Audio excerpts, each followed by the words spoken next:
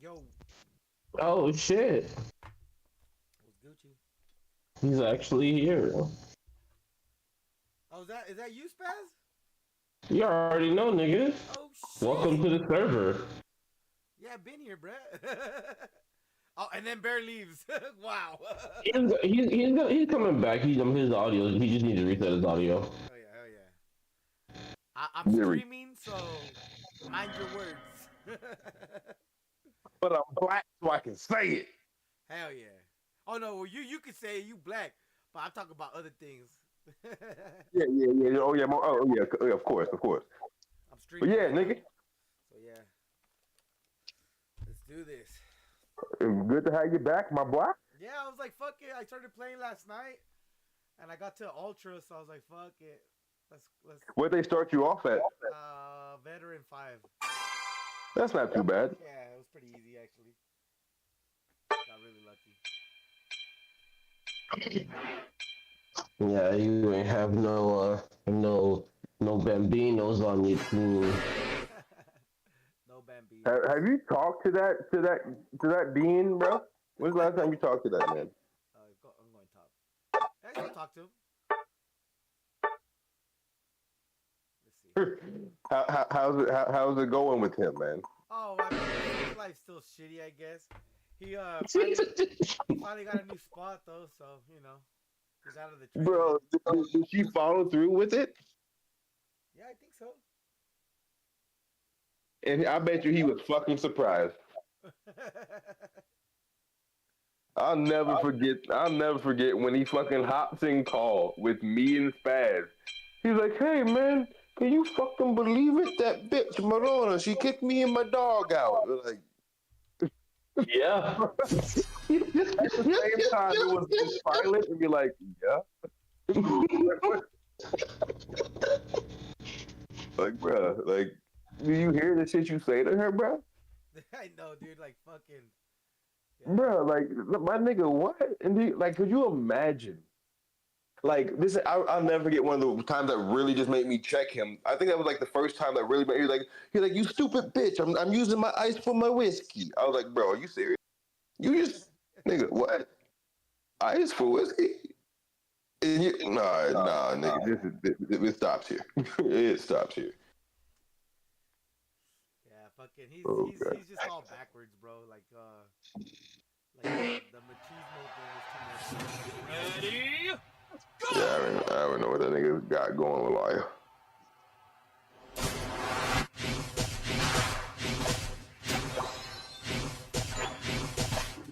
I love how his name is Jungle there, but he's in lane.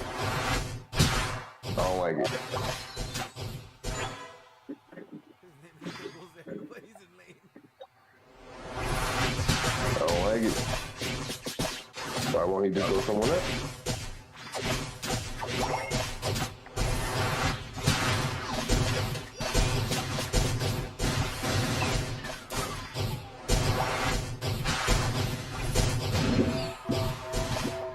They greedy though. They greedy though. Damn it. So are we. How greedy are they? Oh. How greedy? Ain't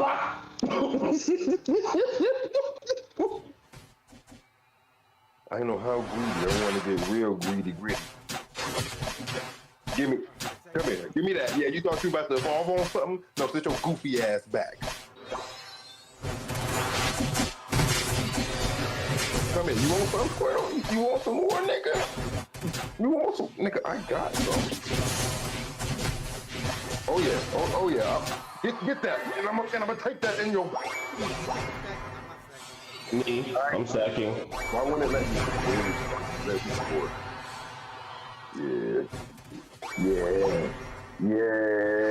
I'm going in a jungle. I'm going in a jungle. Mm-hmm. Wow. It's all good. Look, there's more over here. Oh, look, it's a T-Tar. We're a superstar. But his jungle bit was collapsed up.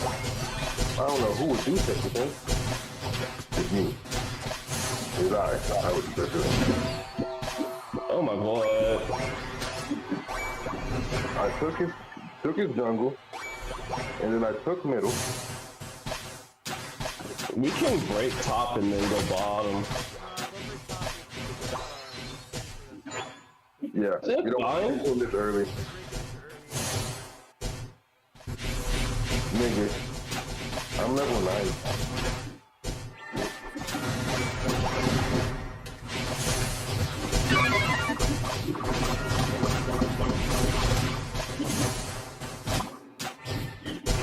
I'm coming top. Damn it. I should have just left.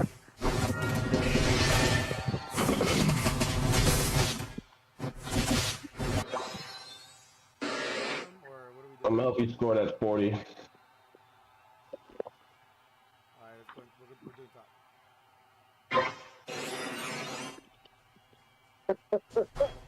Figure it out. Come here, I got something for you.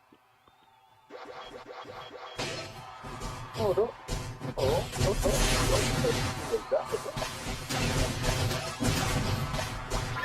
Oh, that's 40.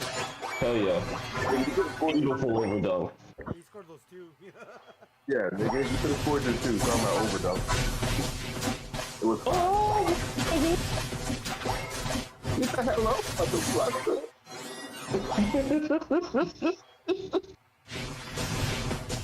Bro, this is what we call a real ass beater.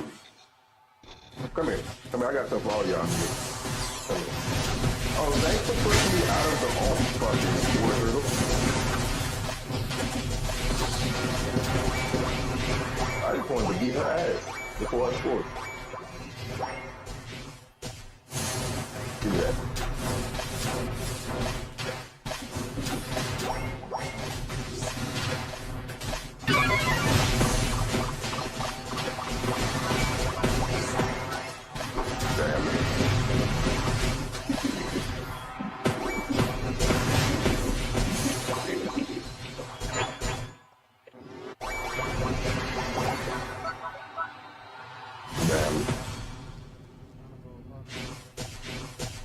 The whole top is gone. The entirety.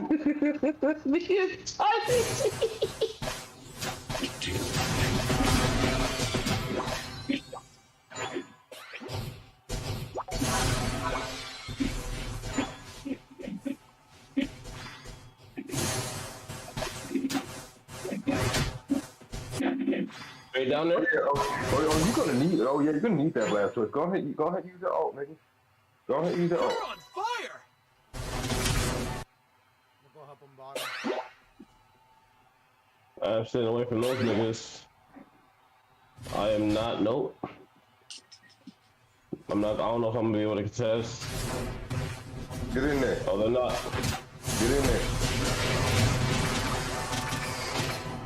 Get in there. Oh goodness. Oh. And when they get trying to fight me in the jungle for so long.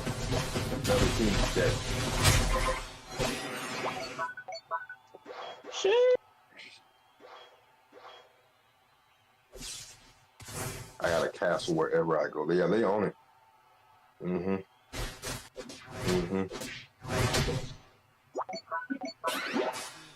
Ah, damn. Ain't no fucking way. Yeah, it's gonna cost you. It's gonna cost you. You get nothing. Oh, Weezy. Weezy, there was a game where we played where fucking they sat there, they got the Regieleki, we let it go in, we killed them all and then scored on them.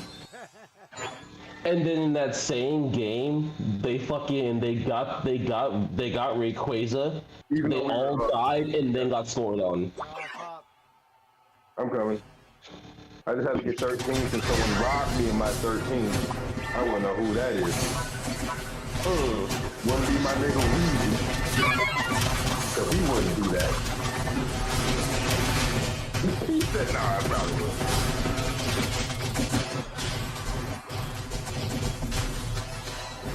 How do they feel? How do they feel? Fucking 4 keys. Niggas are so bad. Who's on my blue? Who's on my blue? you're already 15, aren't you? Oh no, you're almost. Uh-uh. I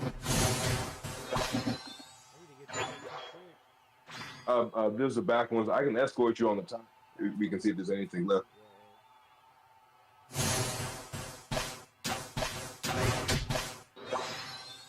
It's just these ones over here. They already took the. I wonder if I should do this. Oh. Bruh. I mean, pushing, so. What a goal! I'm about to turn in 77.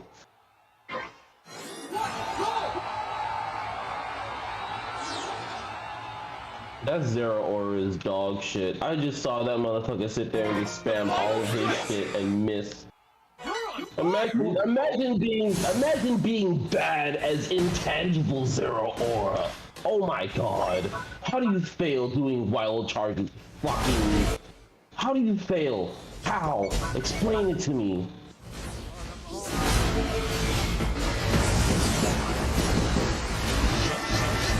I mean.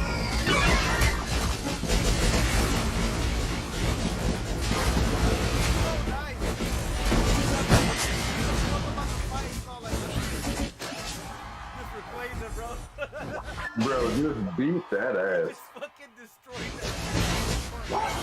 I mean, well, they were all focused on me and us. Like, it was just like, Yup. see, that's. We'll take that. We'll take that. We take those. Bro, we were beating their ass all game. You're on fire!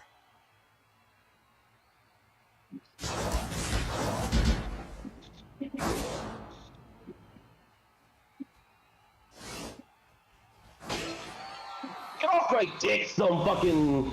God damn, niggas just over here just fucking let me get beat. Oh. I had to take the Blastoise, bro. Fucking, I had to fucking super negative T-star on the cold special. But they dead now, so it don't matter. All day. Team white. Yeah. Pick up the rest of them points. Pick up the rest of them points if you donkey. That's another 20. Uh-oh. I know he's mad. Guys just unite my ulti, and then unite this nigga. That was bad. Weezy's back. Weezy's back. You let me see it. Time's up! Still dies. Still dies. Why are you running, little pussy? I have broken the chandelier. Our table is broken. Oh no. We did not get 1K in a ranked game. Ouch. And the T-Star was screaming. Oh goodness.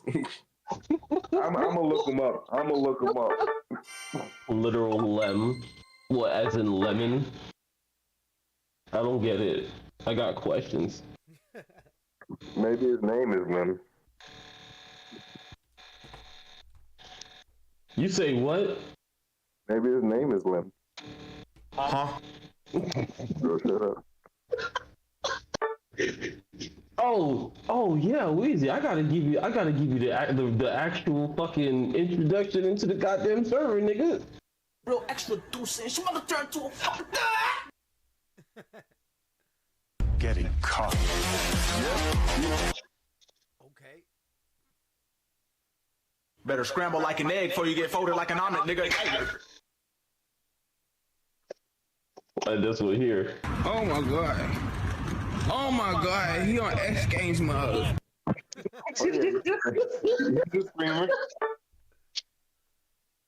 Don't care, didn't ask, cry about it, stay mad, get real, L mold, seed code.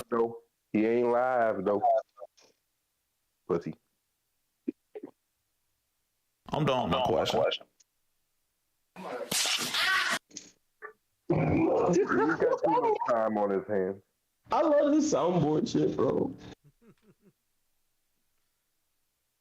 What I'm trying to figure out is why you keep asking me questions.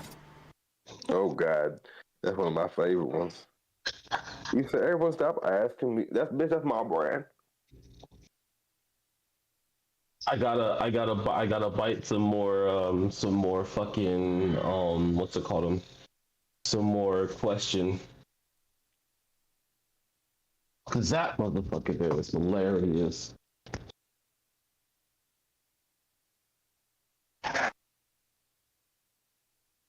Alright, put some shit in the goddamn toaster. Oh.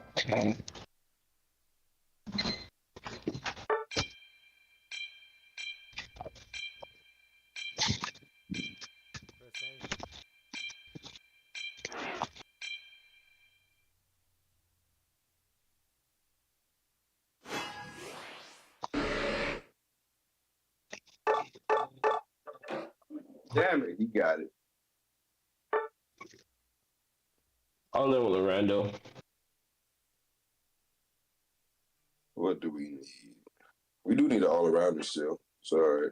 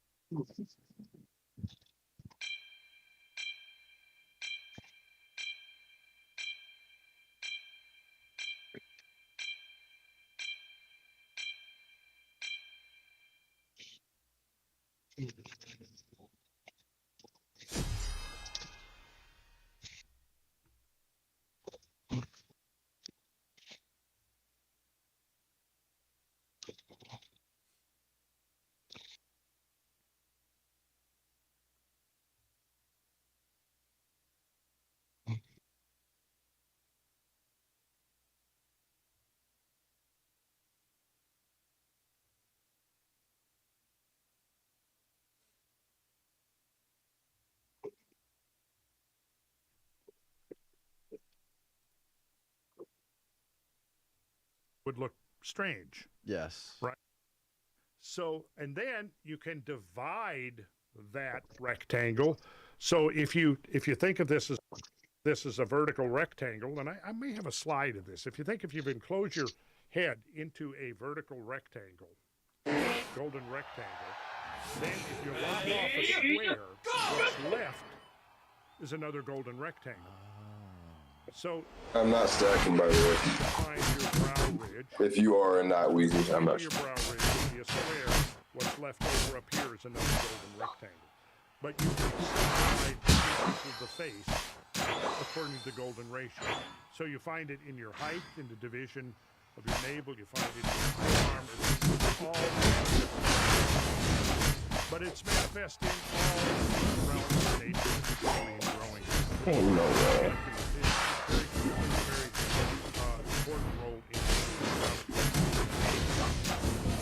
Got it all. You can back off. The spiral helix Yes. of DNA.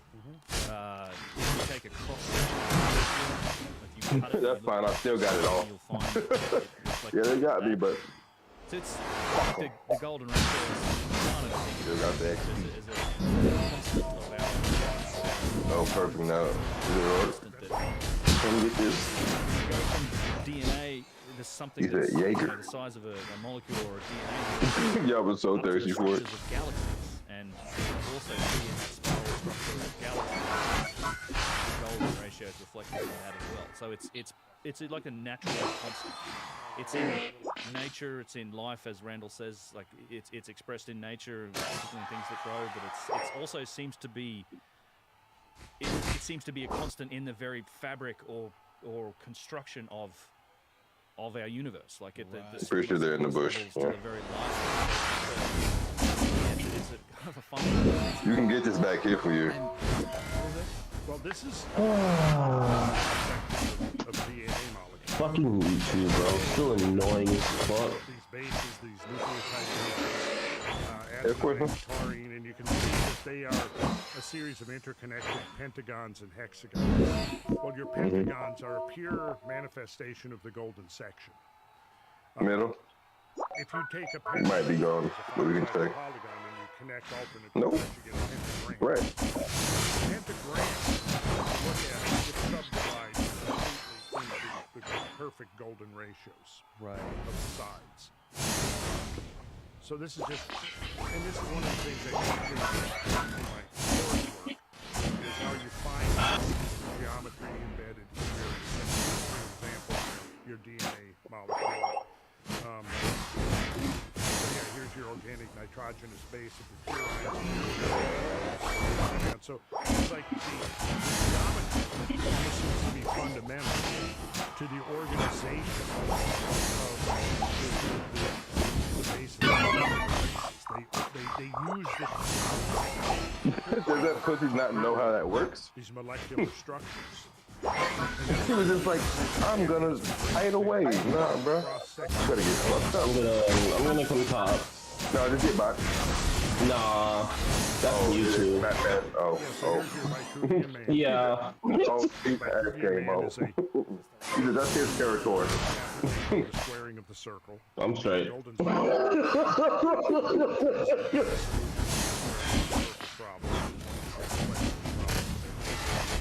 Nah. Speaking of it, here you go. Knocked up 50. Oh, meanwhile, why is our... Yeah, I'm gone. Fuck that shit. Goodbye. of DNA in the form of the purine nuclear bases, which, as we have seen, organize themselves according to the union of pentagonal and hexagonal rings. Their presence in meteorites provides powerful... Oh, God, they're all here. Yeah, they're all top. Yeah, was subsequently delivered.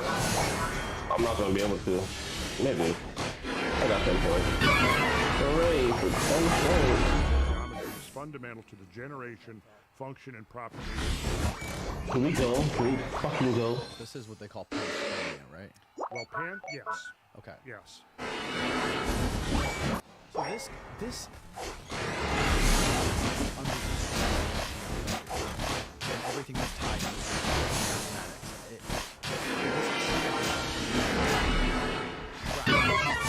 Sort of. How did, when you were still attacking him? That makes no fucking sense. Is that right?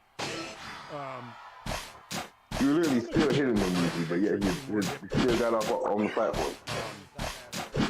Yeah, I definitely. Because, you know, if you look at the 20th century, pretty much followed the recovery of these principles, going back to, you know, one of the early, I think, researchers said this was Jay Handage, who was a designer, illustrator who discovered, he called it dynamic symmetry. And dynamic symmetry was a system that I think is very much used throughout by Asian cultures throughout the world. And dynamic symmetry Oh shit. brings together a lot I was gonna say save that for YouTube.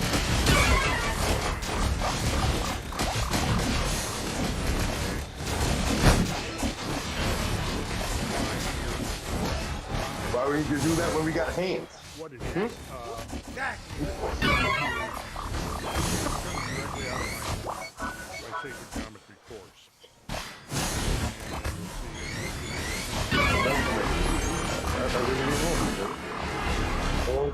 Yeah.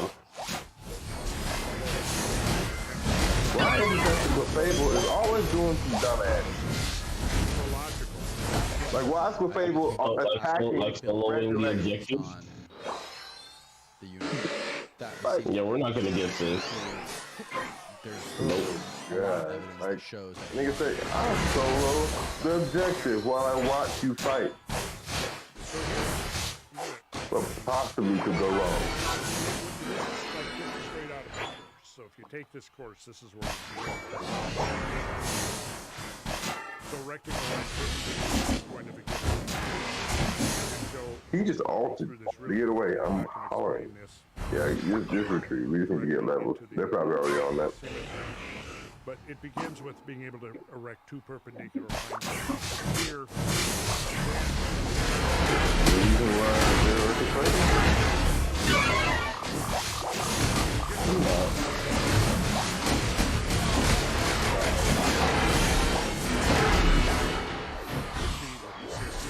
Meanwhile, they got a 50 piece, 50 deucey deuce going.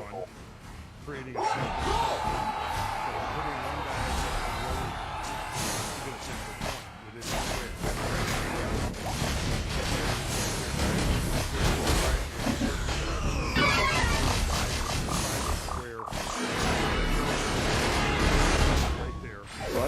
didn't even see you there, Weezy. I'm just gonna I'm like, who is that? I'm like, Weezy, no! instruct the circle. We can do another square. I was just getting out of vision. I mean, getting my vision back from the fucking chandelier. Circumscribed in the larger one, circumscribed the smaller one, and that creates a specific what's called a dynamic ratio. This ratio was fundamental to the ancient world and was used over and over again. And here we go. We've done it one more step. Yes, it is. That has a dynamic proportional relationship, expanding or contracting, and it was used over and over again in the ancient world to establish the dimensions of temples and sacred structures. Keep going. The square, called the length of each side 1. The length of each of the remaining sides will be 1. Agreed? Okay. The area of the square will also be 1 square unit.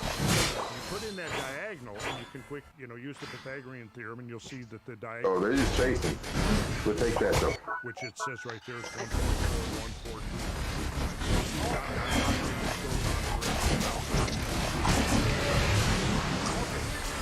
Yep, I'm on them. That diagonal of that square, as you see right there. Now, It's fucking pussy, bro. Set your compass point at A, the radius AC, you swing your arm down, and you intersect the baseline of the square projected out. You can see right there where they meet at point C. So now you can see the distance from A to C is going to be the same as the Jen was a bitch. C. Right?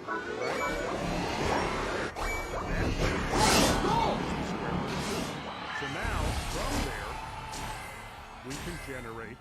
Kill that fucking pussy, bro. Oh my god.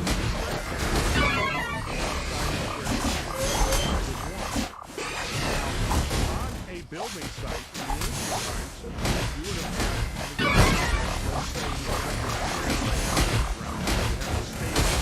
or poles that stretch to sea, and then you can actually inscribe this right on the ground. And that's how they would have done it. No way. Yeah, we did. No, fucking Silvio, fuck ever did. Okay. Time's up. Ooh. Yeah, the FBI was just back going. That rectangle, the square root of 2. I can show you many examples of the root 2 in art, architecture, in nature, and so on. Being a bitch. This sequence of dynamic symmetry. Wow. To put that diagonal in. Now again, you can yeah, good job, pussy. the square of the short side of any right triangle plus the square of the long side equals the square of the hypotenuse. Okay. So let's take, look, ADC is the right triangle. This length is the hypotenuse. So if you square CD and you square AD, you add them together and take the square root, you're going to get the length of AC. Yeah. And that turns out to be...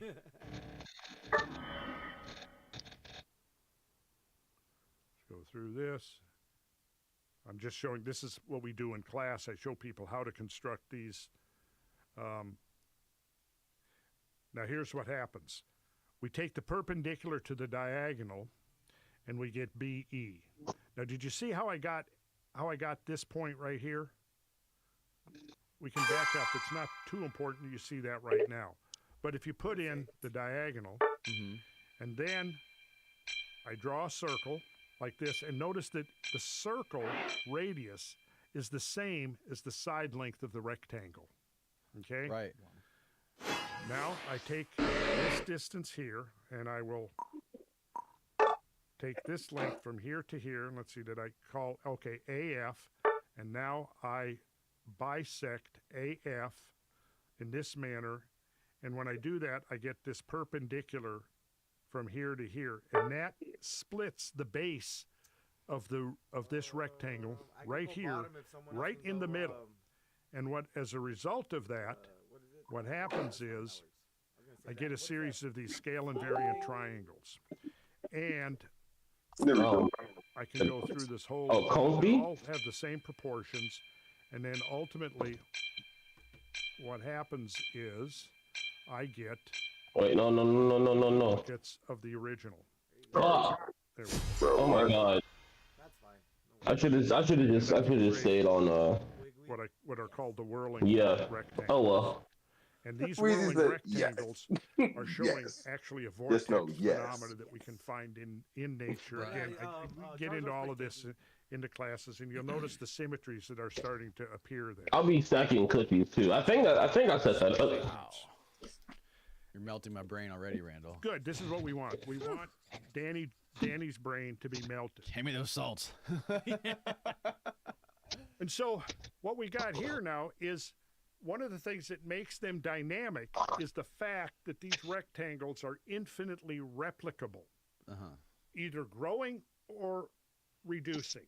So look what I've got here. Now you can see here that rectangle in blue is the exact proportions of the original rectangle. See that? Yes. Look at there. There it's going around. And I can continue by creating a series. I can create a grid, and this grid is scale invariant, meaning it's self-similar. Right. And this is one of the key ideas of self-similarity of these. See, you're creating a composition. Let's say you're an artist. You're creating a root 2 rectangle we're just looking at. Well, you can divide it just as I showed you here, so that all of the parts reflect the proportions of the whole. Now you have what the Greeks call stereometry, which is this harmonic relationship between the whole composition and its proportions. So if you look at this, you can see that within this, I'm showing here, these are dynamic points within it. And those dynamic points are like where the energy is happening. What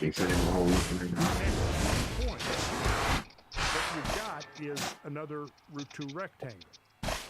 And now, let's say you create a using a root 2 grid. You now lay out your composition of your building, whatever it might be. Now, you don't see the template, but you intuitively grasp that there's this harmonic relationship between part and whole, and that's one of the secret techniques like that? And artists in the Middle Ages. And you can see here, you can take this down to an infinite degree of double buffs. Double buffs. Double buffs on both of us top lane, bro. And I repeat the process. Both of them. And I get a root 3 rectangle. And I can do the same thing, except now when I erect that perpendicular to the diagonal, what I do is split the root 3 rectangle into 3 root 3 rectangles. Damn, right behind you. One auto attack behind you. And drawing in diagonals gives you the symmetries. Damn, bro. And then we can. You just said, fuck him, got to kill, and said he dropped any points off. And then once we've done that, we have this infinitely replicable geometry. So yeah, following are some simple examples of key patterns and designs that can be developed from the relations of dynamic symmetry. The possibilities and variations are literally without limit. So this is just going to show you some of the stuff that, you can begin. I'm just trying to keep this nigga the Squirtle. Now, how does all this relate? They still got a score bunny. Oh no, they got a reboot now. Never mind. We get numbers. We get key numbers. Like, for example, look here. Here's you just ask a question. Multi-ring cosmic impact.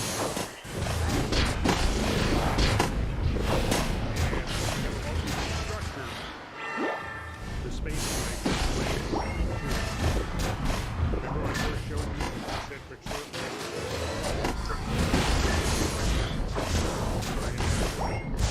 So when you have high energy velocity. Oh, you know he mad. I just baited that nigga into a fucking fire, into a goddamn solar beam. Point of impact is they're moving outwards, they're cooling, they're crystallizing. Oh my god.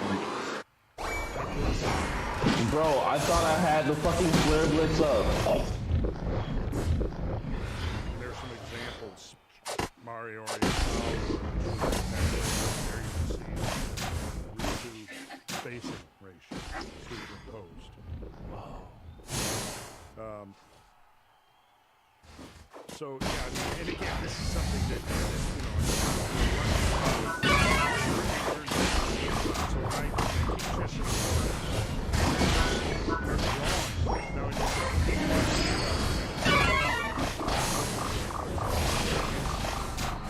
These niggas still double uniting me just to get Binka. How do they feel double igniting me and still getting me another fucking trip? But also doing it digitally. Okay. And so you're going to see here, I'm going to do this very quick. Another fucking triple. Transcendental root ratios are formed by the ratios of successive diagonals. And creating a series of ratios here. Who cares about that? Scoring. Harmonic progression, whatever the measure of the radius of the inner circle, successive radii are measured by the sequence of root ratios times the ratio. This is like applied.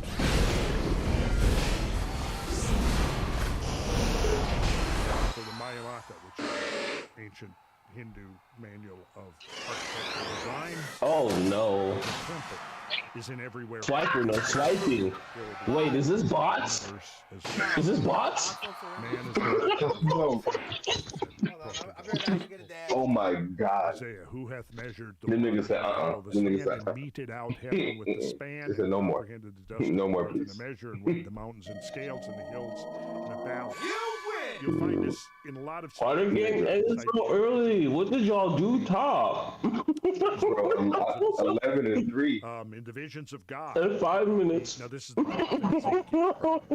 this is very consistent when you look at the stories of the prophets. Okay, what's happening? In the visions of God, he brought me into the land of Israel and set me Oh, Victor there on a again. mountain, by which was the frame of a city on the south. And he brought me thither, and behold, there was a man. Oh, so His appearance was like the appearance How of was grass, it? with a line of flax in his hand. Oh, you thought you were good. Measuring reed. You thought you were He good. stood in the gate, No.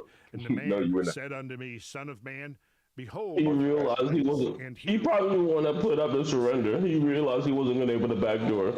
that I shall show So thee. he just said, fuck it. Because this was the He key. said, these niggas beating my ass. This is the beginning now of his prophetic vision. This Said, man, damn it, my only strat isn't working. and a line of flax, right? Because that gives you your plumb, and then you've got your measuring reed. So this is the basis for laying out the sacred structure, the temple. So what you're seeing here is that this is what's preceding Ezekiel's prophetic vision, is encountering this man with the line of flax and the measuring reed in his hand. And he's telling Ezekiel, says, behold, with your eyes, listen with your ears, and set thine heart upon all that I will show thee, because what I'm about to reveal to you is the pattern of all creation. And once having beheld that pattern of all creation, you will now be endowed with prophetic vision. Because you asked me about time. Well, here's the thing. All these numbers govern the tempo, the tempos, the cosmic tempos. Right. Right? That's if you a mind understand fuck. the cosmic tempos, you are now in a position to understand what has happened before and what is going to happen, because you understand the cycles. Zechariah, this is a good one. I lifted up mine eyes again and looked, and behold, a man with a measuring line in his hand. Then I said, whither goest thou? And he said unto me, to measure Jerusalem, to see what is the breadth thereof and what is the length thereof. Right. Now, why is it important to see the length and the breadth of the holy city, the sacred city that represents the manifestation of the cosmic heavens on the earth? Well, again, it's like, because that's the beginning of seeing and understanding and comprehending the cosmic pattern of creation. And was it Jerusalem that it was measured in the actual size of it times a certain sacred number actually measured the circumference of the earth? We can talk about that in a minute, yes. Okay. Sorry for my layman interjections, but... Well, we're getting you there, Danny. Okay. Yeah, you are. You guys are holding my hand and walking me through it. From the New Testament. And there was given me a reed like unto a rod, and the angel stood, saying, rise and measure the temple of God, and the altar and them that worship therein. Now, what do you think that St. John the Divine is going to discover or learn when he measures the temple, the altar, and them that worship? Is that there is a common measurement, a common system of proportion that unites all of them, from the person, the worshiper, to the altar itself, to the temple itself. Now, what is not mentioned here is that you can expand that to the earth itself, and from the earth to the solar system, and from that to the cosmos. You could also go in the other direction if you've got the ability. So then I show historical metrology. Bear just went AFK. Showing like the Egyptian Riemann, Yeah. an Egyptian unit of linear measure analyzed by F.H. Griffith in 1892 and by William Flinders. Yeah, he's easy. To be equal to 20 digits. IB. 5'8" inches. A.E. Berriman, in his work Historical Metrology, refined the length of the Riemann to be 1.2165. So if you take this calculator, Danny, right, put in 1.2165. Now that'll be in feet.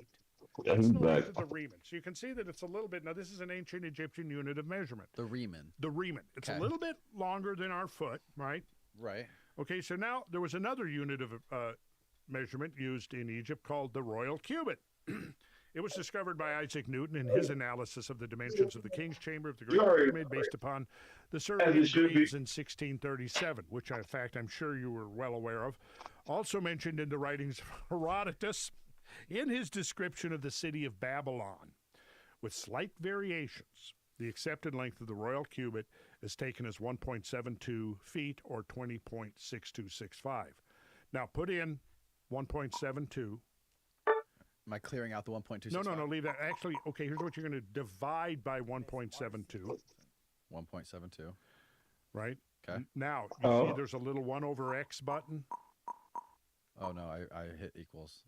Okay, you got to hit equals. Okay, let me try this again. Okay, let's go back. Let's go back to this. 1.2. Put in 14.58 inches. Okay. Okay. Got it. Now divide You on the by phone? 20.6265. Okay. Equals, what'd you get? 0.70685. Okay, so now do you see the 1 over X? Because we're gonna flip the ratio. The 1 over X button. It should be it's a button. Got it. Let's see. 1 over X. third row. Yep, got second it. column. Hit that button. Okay. What'd you get?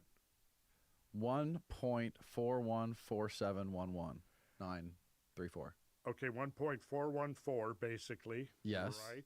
Now, right to the right of that button, you'll see X squared. Hit Got that it. button. What'd you get? 2.00. You good? So what you're looking at is the square root of 2. Is that on the play one? So what you just did, Danny, was you showed that the ratio of the royal cubit, the Riemann to the royal cubit. So the I mean, it's already 130. if they drew a square, which was 1 Yeah, no, I'm eating, side, so we'll play a little bit more. the diagonal was the royal. There we go. For all the time that we have been alive, the U.S. dollar has been the primary currency. It May was. not be the case for much longer. Let me step away again. Set to dethrone the dollar. The dollar cracked over not late dealer that Ironman Hartford you. They'll give you up to click on the link 7956. So that exercise we just went through, if you draw a square and it's 1 Riemann, which is, as it says here, say 14.58 inches. Okay. Its diagonal is going to be the royal cubit. And that was the basis of their measurement system, was that dynamic relationship of a square and its diagonal. Now, the royal cubit was used, like I said, by Newton in his analysis of the King's Chamber. It's also the thickness of the socket. That's right. That the pyramid sits on. Well, then, if we jump forward, the Palestinian cubit, the knowledge of the Palestinian cubit survives in the writings of Epiphanius, a bishop of Constantia in Cyprus, who wrote a treatise on weights and measures in AD 392. It conforms to the cubit of the altar, as mentioned in Ezekiel 43:13. That is, the cubit and the hand's breadth. The Palestinian cubit is generally taken as 25.284. Put 25.284 in your calculator, and I'll do the same here. 25.284. Got it. Now we're going to divide that by the Riemann, which is 14.58.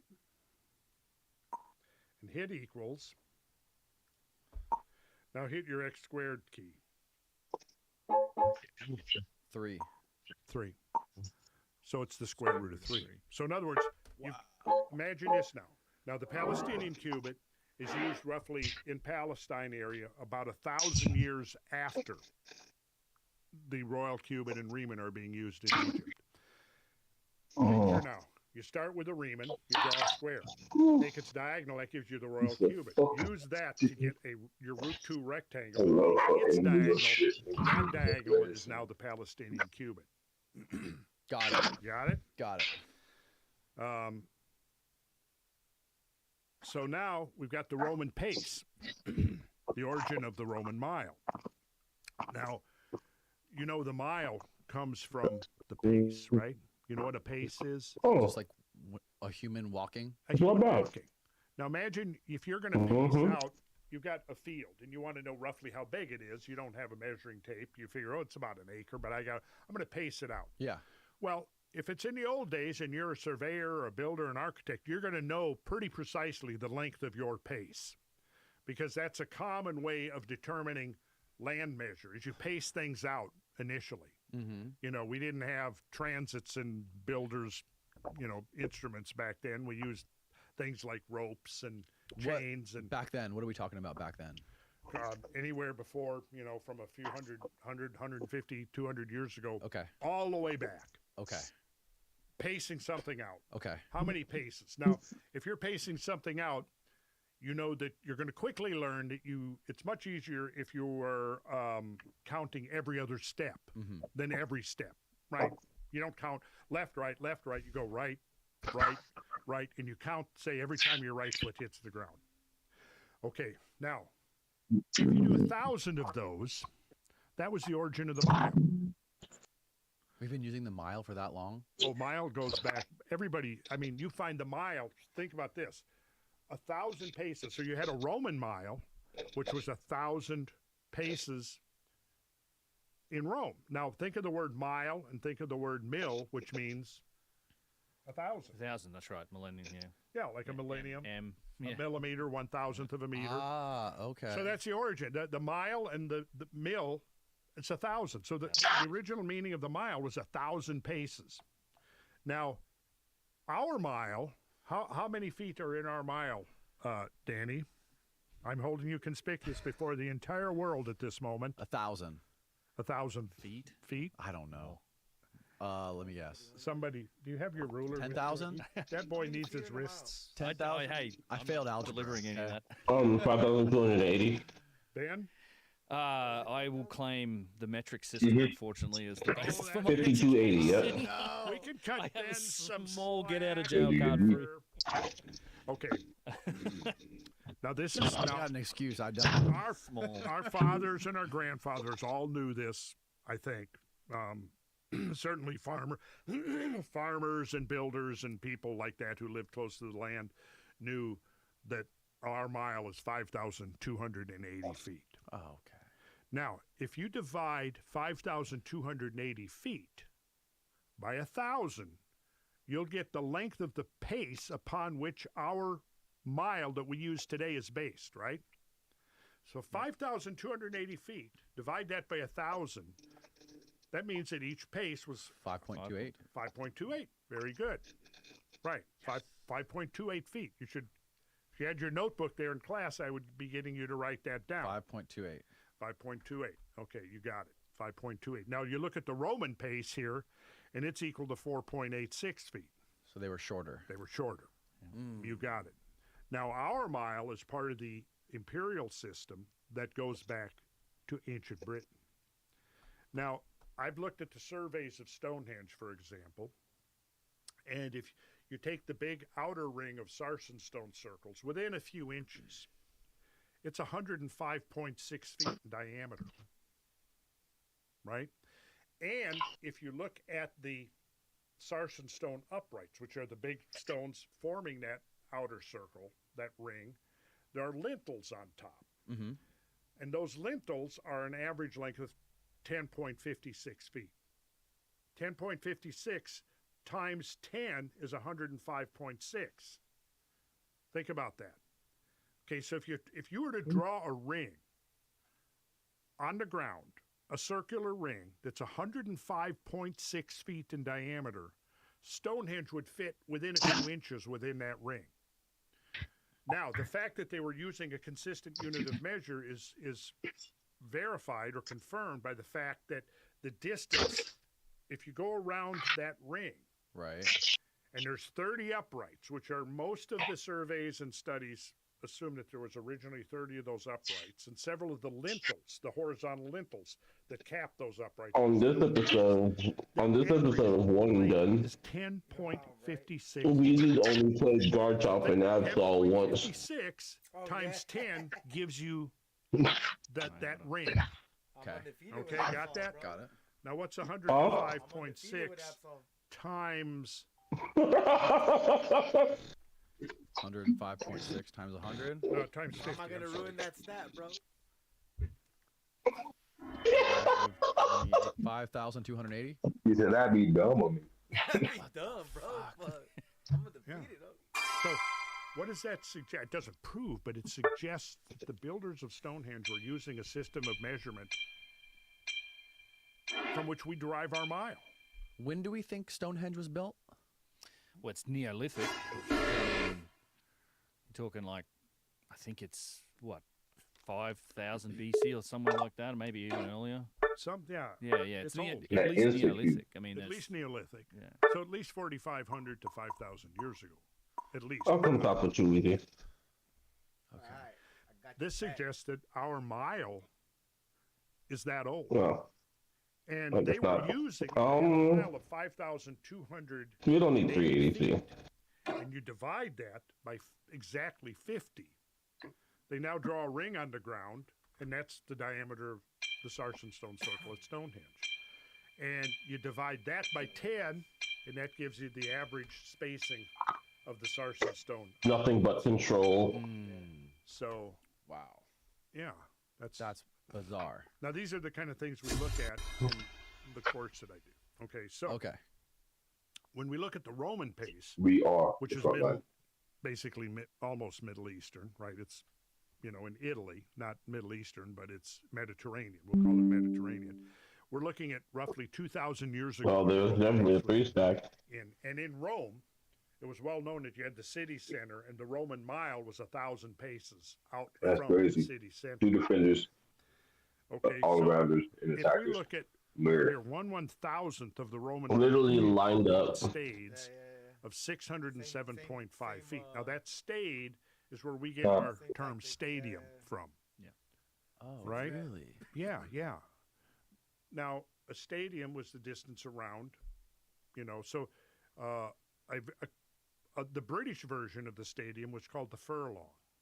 With the potion on the Snorlax and the fucking eject button on the mammoth one. I can, dude. Today is where, man? Racetracks. Yeah, right? racetrack. Oh, horse racetracks. Yeah. The furlong in No. the ancient Britons was 660. Gotta let that little lag out. It's okay. 660 Be feet right. away from the mile. Try it. 660 times 8, you get 5,280. 5,000. There you go. Furlong was 6 miles. The origin of the furlong? It's old. But see, that's more confirmation that the mile that we use today has ancient roots. And there's something else. We talked earlier about the course that we live on, is oblate Indeed. and we know, as Ben was talking about, the equatorial diameter is 26 miles greater than the polar diameter. That's three stacks. Now, why is that? Spinning. That's 4 stacks. Towards the equator of the spin. And thank that God that it does, because otherwise conditions under the Earth would be so chaotic that it's highly doubtful that You can get one auto trouble on each of them. So, if the Earth was a perfect sphere spinning, how would that disrupt the Earth? How would that disrupt everything That's 5 stacks. across the ocean? equatorial bulge acts as a stabilizer. Get off my fucking dick. Right? And the Earth Nope. is not perfectly rigid. But it's And that's 6 cents. I am thoroughly stacked now. if the Earth was a perfect sphere, See. what would be the measure of that sphere that would then have the same volume as the actual? Well, the actual Earth varies from 7,926 miles each way, 7,900 miles at the polar diameter, so a difference of 26 miles. So what that means is that if you're staying at the equator, you're 13 miles farther away from the Earth's center than if you were standing. Oh, you want some too? at the Right. pole. Right. And then also you can think of it this way: if you travel from the equator to the one of the poles, Is it worth it? Still 13 miles. Yes, it was. Now let's Because- think about this. My niggas are watching. Okay, so what would be? I'm glad you Talking about these motherfuckers. we're talking about creation manifest in 3 dimensions. Oh, is mid still there? And the idea of sacred geometry is that Yeah, I behind fought them all. the actual manifested 3-dimensional physical universe is this template. Like, I got a double field. The Almost got the template. triple. In that template of geometry, you've got idealized numbers. Okay? Now, the idealized number of the Earth, I'm not sure. Oh. like I said, what would be the size of the Earth? Here, You come with that. let's say I know you're a good vibe. it would be 7,120 miles. I mean, yeah, I guess. We squished it into a perfect. If it was a There's 3 down here now. same volume as the But do your thing. 7,920. That I am. That number in your I'm gonna head. write that down. 7,000. Yeah, I'm coming top 2. Fuck it. Okay. Got that number in your Got head? Okay. Go back to the furlong that we talked. Okay? Yeah, go ahead and get you that good. 660 feet. Oh, hi. 660 feet. Excuse me. Hi.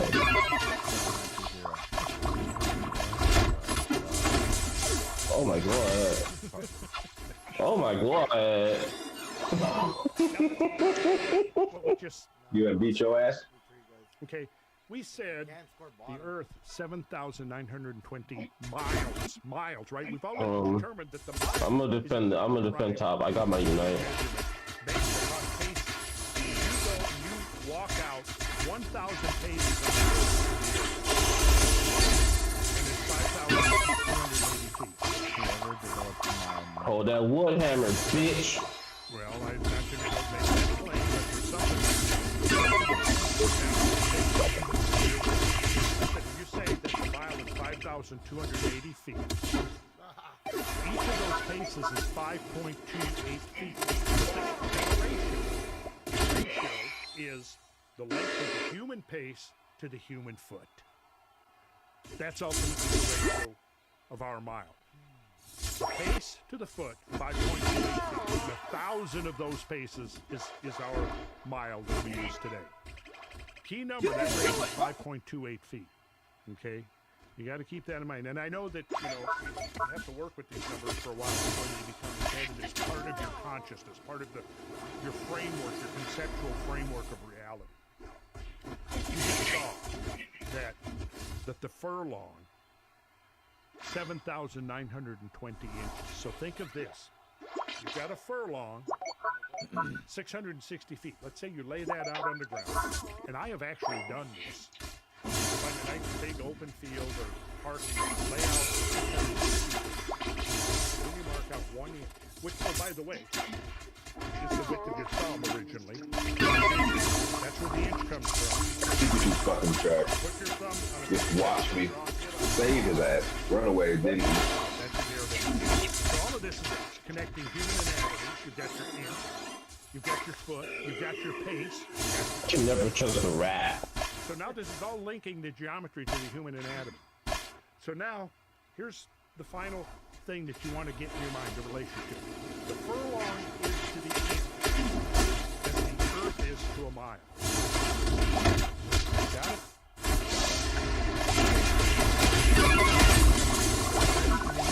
We're just kind of like got one leg down into the land. I got that To bitch. do is I like to get people to put one leg in, then two legs, and while they're peering down, I come up behind them, I give them a push. Let's go. There you go. Okay, so in the book of Revelation, we Damn it, bro. There, St. John the Divine, he's with the line of flax and the measuring reed, and he's got to measure the holy city and all of this. Then later on, it's described as the vision of the holy city. It says the city lies four square, the length and the height and the breadth. Oh, rats. What would that suggest to you? Fucking lag too. Four square, but that's got length, it's got height, and it's got breadth. Cube. A cube. Hey, bye. 12,000 furlongs. And the city lieth I'm about to jump down there. and the length and the height and the breadth of it are equal 12,000 Every time furlongs. we go, Okay. uh, How far is there that? might be something stupid. 12,000 in. We know that a furlong is 660 feet. So go 12,000 furlongs. 7,920,000. Now just look at the first four digits. 7920. Familiar? Yes. Yes. So now that's a lot of feet. Let's put that into some ratio. That's the Earth. Yeah. That's the measure of the Earth times 1,000. It's the final stretch. Now let's put that, but that's feet. You can do it, go! Got it. Okay. But who can imagine? Yeah, because the thing was, if that's the fucking, in Pikachu, that's the fucking time to go fucking store.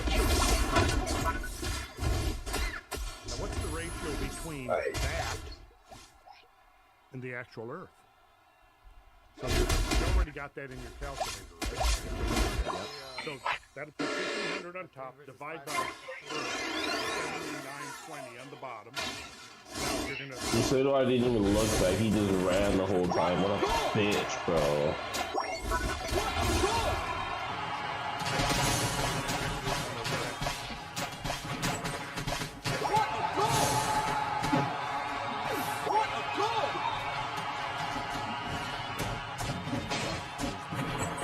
You're in trouble. Okay, so It's all connected. yeah. In other words, there's a whole set of ratios and proportions Yes. embedded in creation itself. And whether we're talking sacred scripture and prophecy, whether we're talking architecture, whether we're talking art, whether we're talking growing things, whether we're talking about the great temporal relationships, time cycles, we're going to find the same numbers, the same ratios at work. So this was sort of your introduction Okay. into the sacred architecture of reality. When you begin to see these connections across time and space from one level of phenomena to another level of phenomena. And it was the basis for prophecy. And here's why. If That's everybody pathetic. you knew only had a memory. What was not cool also was the fact that I'm sitting there, I'm spamming my fucking Unite and nothing's happening. So that you saw and you knew. Like, imagine this. I use this analogy in the whole climate change scale. Oh wow. Okay. I didn't even know that. Tracking climate change. Or maybe And you started looking at daily temperatures, and you had Yeah, he had to. what He came had before. to. I mean, there's no fucking way. And you started keeping your temperatures on March 1st.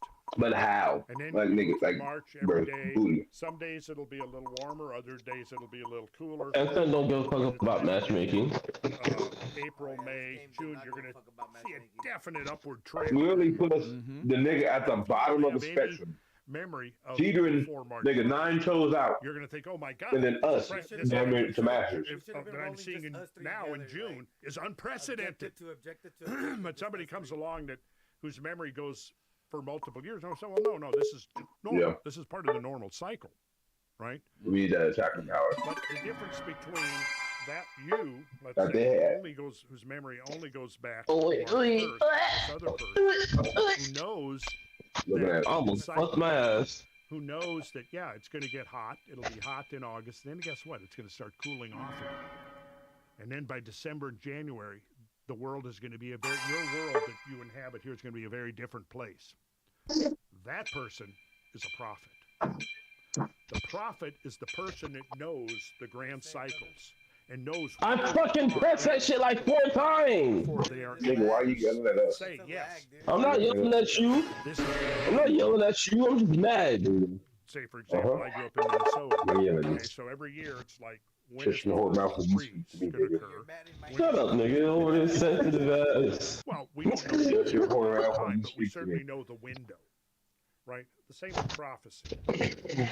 You're not necessarily going to know the exact date and time that something is going to happen. But you're going to certainly know the window, the window of probability within which that's going to happen. Right. And that's what separates the prophet is the person that has the long view and understands the cycles and where we are within those cycles. So if you're in Minnesota, I guess the date would be for the first freeze would probably be somewhere around mid-October. Yeah, he sees everything we got, and coming he's up like, the I'm first, gonna go. second week in October, Lane, the prophet is going to know Lane Aurora. the day of freezing. is Lane imminent. catch. They may not Not know an the alley exact cat, date, but a but they lane know cat. it's imminent. See. And that is echoed throughout history, going back to as far as This nigga also has like, a the implications I just got that mine. of this sacred geometry and some of the oldest structures that we found. Basically, it implies that they understood. They understood this long. They Yes. That's what I would read into it, yes. Somewhere it's showing, and I need to I think what it's showing is that somebody back level, and I would trace it right back into prehistory. That's good.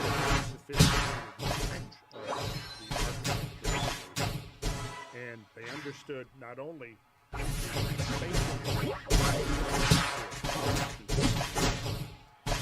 they were able to apply it in terms of sacred children, technology.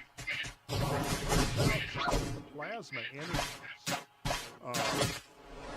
When you transition from a plasma to a plasma, what it is you are now combining the erratic quantity from solid.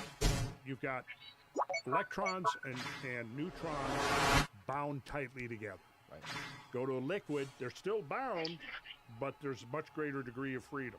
Go to gas, they're still bound, but now you've got even greater degrees of freedom. What if you ramp up the energy even a little to the next step? Oh, somebody must have went AFK. Electron and neutron. Your neutron is now Never an joined. ion, and now everything is completely free to move. How do you now begin to exploit that or utilize that? Is you create containment fields. Those containment fields are governed by sacred geometry. And I think there we're looking now at the key to understanding what an ancient system of technology that could have, a civilization could have been built upon. Maybe. Now, this is hypothesis.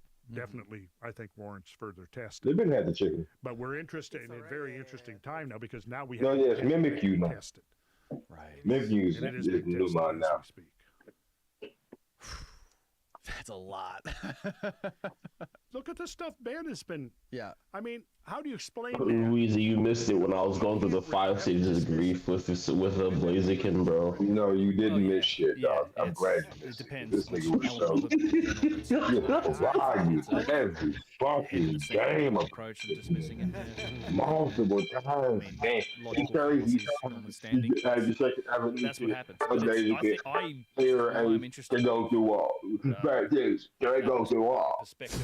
Could this Make have her been shit a Let it potential go. root of a Once you figure it out, because you can't play we're anything. seeing the same Bro, what is this place. matchmaking? Employment of these principles, these sacred Are these principles, fucking borders being great? architecture in Borders. artifacts. Nah, Are nigga. when That's you- Are these niggas? employ This is that? Oh, technology, there's an alignment there. Like it's like It's so nice. they were clearly aware of and deploying these principles in their works, and it was like a fundamental building block of what they were doing. We see it in the sites, we see it in the temples, we see it in the phases, and then we see evidence for some form of technology. And now it looks like there's a technology that's potentially that is built using these same principles.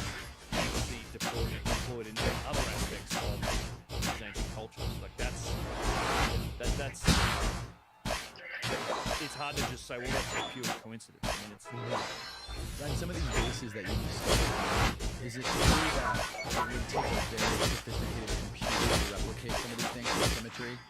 well, it's a bit more complex than that. So since we last talked on the vases have always been fascinating, right? These pre-dynastic objects, and you can eyeball ancient elements of precision, but you're just looking at it. I had too many points to attempt a quick score. And since you last talked, that's exactly what's happening. And on some starting implementing some of the You must not know. I do that. I do that. and since You just thought there's somebody do that. Oh, okay. That's cool. I wasn't attacking that. Oh, okay, that. Thanks. No. What you making? Don't worry about it. Don't worry about it. I'm not worried. Oh, no, you shouldn't be. Because there's nothing to worry about. Don't worry about it. Indeed. Indubitably. and figure out what's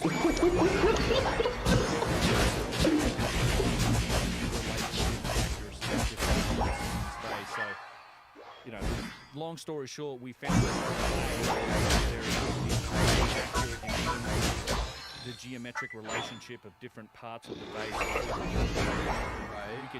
We can dive into sort of specifically what that means, but how it ties into what we've been talking about is that we had actually once we created this model. Bro, tell me why I just 2v1 these niggas. Astonishingly well made in terms And of fucking like both of them almost back.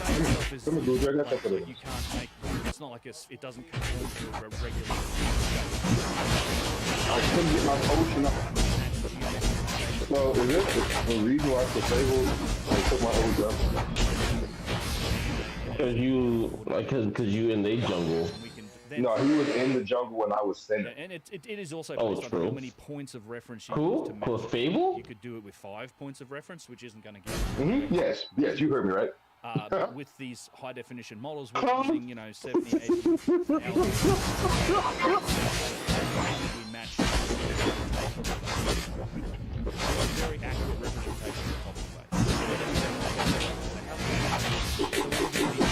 They are jumping you. Oh my god. Once we've got that top of the base, we can kind of now use it as a Oh yes, that is. What? Stop me! relative measurement for other parts of the base. So Nothing stopped me. Why is my fucking potion going on? And we looked at the vase and we said, well, let's match, say, a cylinder. Like you're matching regular It's fine. shapes It's of fine. the base. It's fine. Because when we The do fucking spheres, this, cores, what happened to y'all time? so in the neck, Died. you have the mouth of the base, you can fit the cylinder to the mouth of the base. And again, using 60,000 points of reference, so it's very accurate. You can now do geometric operations on that cylinder. You can No, that's score.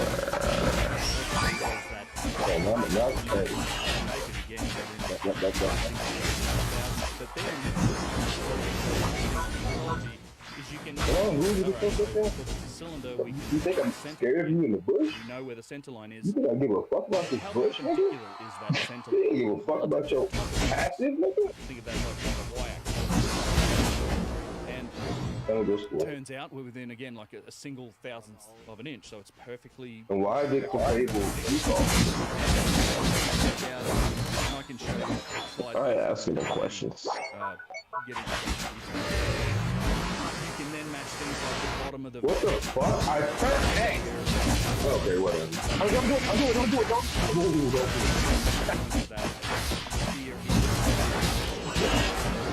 I saw how many points you had.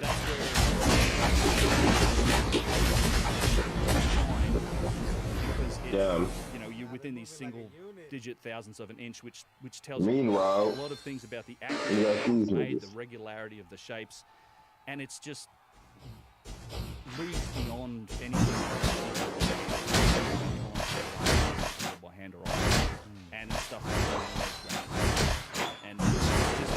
Yo, niggas. It's kind of just the beginning. Attention, niggas.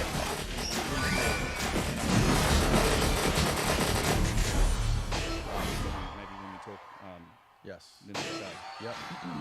So what we did then is we released the model and we said, all right, so we found some remarkable aspects of the phase.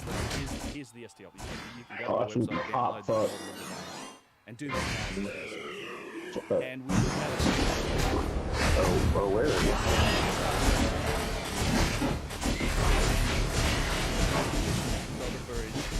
Damn it. Oh, that's funny. Because fucking, I can only be affected by fucking Mimikry's ability. So Venusaur ultimate. There's nothing to happen. finding out that some of the patterns that are related to I'm gonna go bottom. Yeah, I'm going bottom. geometric exercises, things that Randall was showing. One of those is something called the Flower of Life grid. It's a series of interlocking Let me see how many circles. people are up there. And One person the and one person. elements of the phase derive Flower of Life. They're all down here. I like how I use my Unite move before I use my Dragon Breath and nothing happened. That's so good. That's so cool. That's grand. That's fantastic. Primary,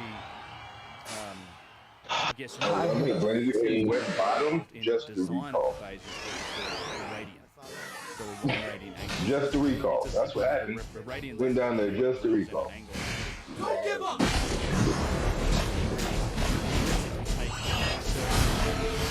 Radius, you apply the length of that radius.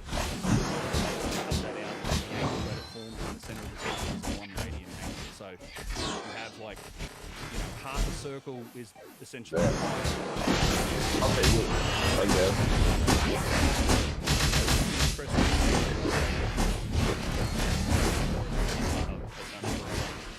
Right. So the 1 radian angle is used How to is our derive- fucking Blazer Tennis to say where they were losing 2v1 to a fucking group still off? the dimensions of They don't know how Google works, I guess. it's a fundamental principle. They don't know how to game. It's, Usually been FedExing my butt all fucking he game found with nothing to show. of the vase, and talking about curves, 1-3. because his vase is shaped like this, right? So all of the curves are essentially sections of circles. They're like the circles kind of remain primitive in its construction. And all of the curves in the various different little places on the handles at the base of the vase, at the top of the vase, and at the neck. We're talking about circles or sections of circles that are radiated.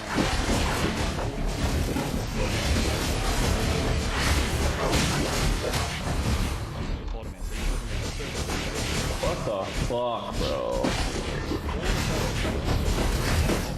Oh my god! The radii of those circles, they all match a specific algorithm that he discovered in this phase, and it's only Early. radii that matches Stupid. something he called the radial traversal. So it's every curvature that's used in the vase.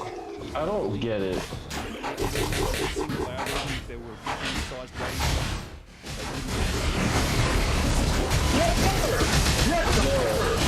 related to each other through this Damn. algorithm. Effectively, what you could do is represent Reverse the vase Uno. mathematically with this Draw four. algorithm. So we thought, that's. So we went into CAD, and he said, let's create a phase model based purely on this algorithm. So let's build one from scratch, just using this algorithm, and then compare it to the model of the vase. So he did this, and then he compared the model of the Fun. vase. Matchmaking. Model that he created just using the radial traversal pattern. The median deviation of measures between the vase and the pattern that he created using the mathematics was something like 2 micrometers. Whoa. So it was yeah. So this is it. If you scroll down, abstraction set and grounded. Yeah, if you scroll down a little bit. Did I see a Vesica there? Holy shit. think This I- is The worship team for was Rand. just stuck bottom. They never rotated. Keep going. I think this is the second article that he Then wrote. they did it. So this is the radial traversal pattern.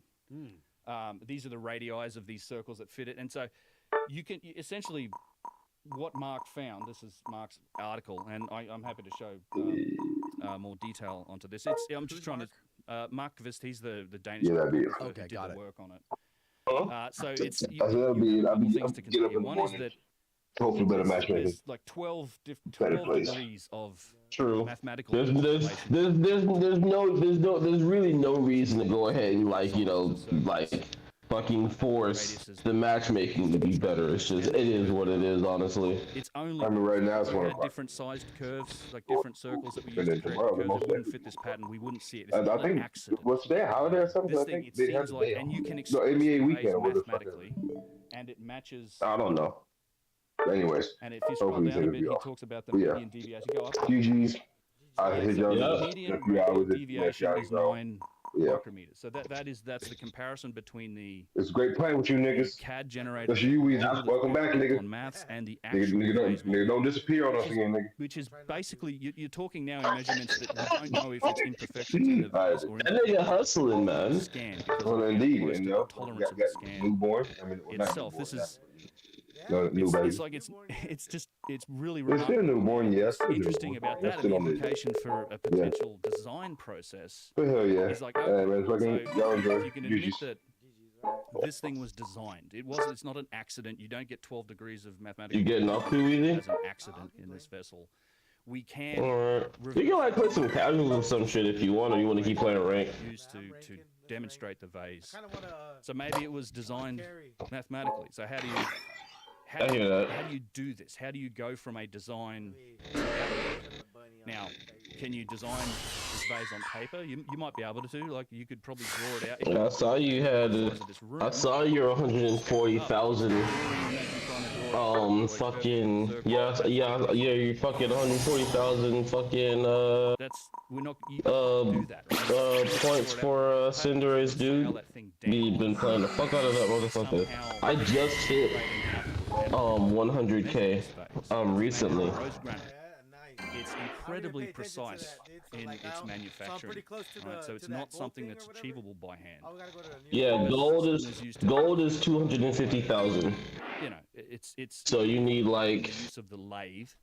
It's not 100, This is a lathe. and you need 100 and what is that? And things like this, Like 110 more, I think. in granite, you have to. It's a lot of games. to work. This type of stone to get it down to and to create Oh, you left? precisely. Oh, you made it. You're making another party. It matches. To Yeah, they were gonna kick him eventually.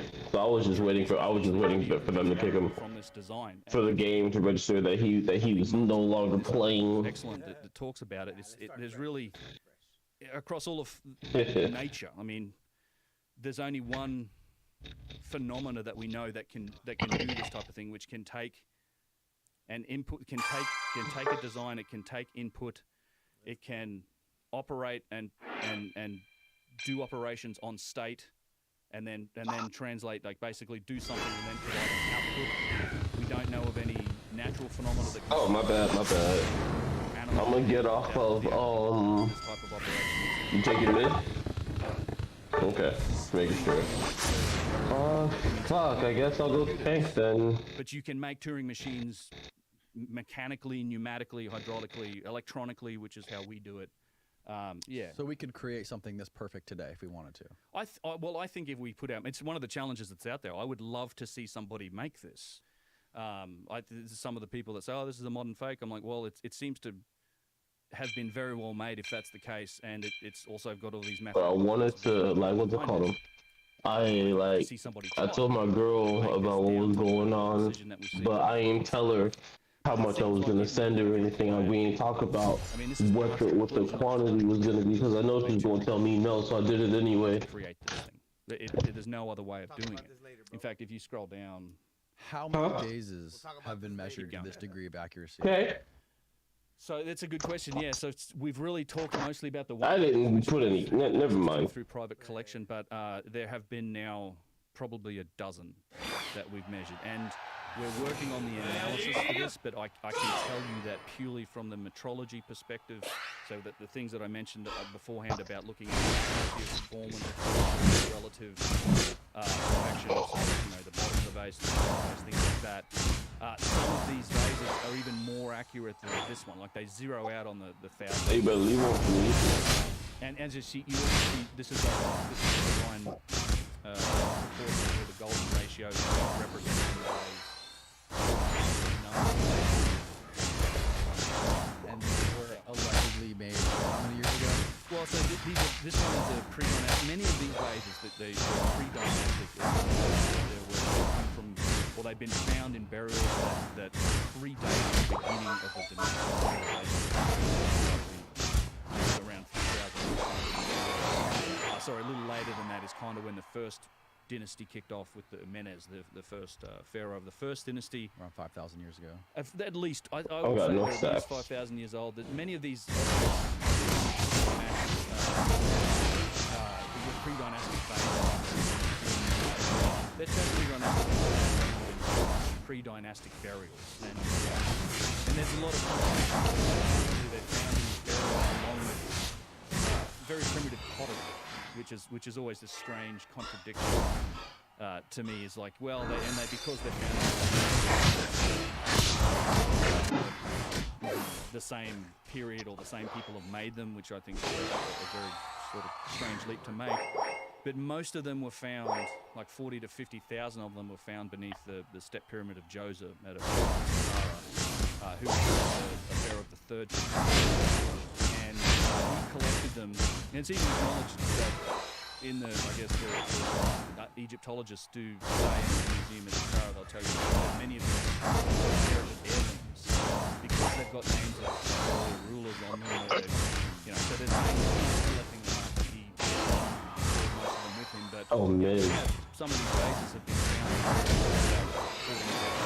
at a site called Toshka.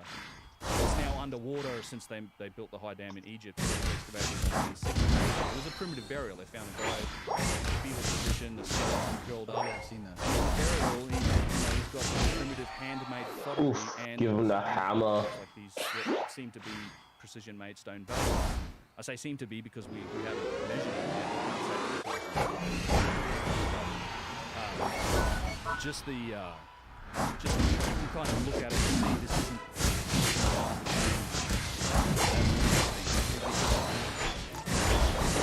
It's just comparing the pottery, which is the clay-formed pottery. These aren't pottery; these are made from hard stone. Granite.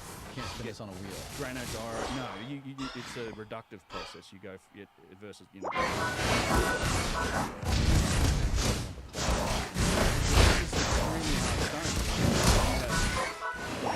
schist, corundum, diorite, granodiorite, all sorts of types, and lapis lazuli, all types of stones, right up to ones that even contain high degrees of or high concentrations of like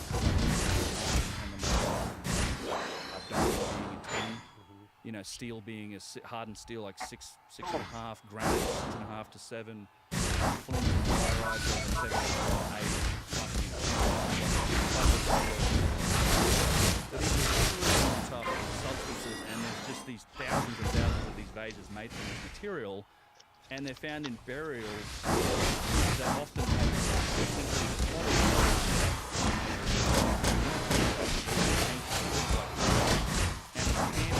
pottery that isn't even small, like it's literally put together by hand. They even have the wheel.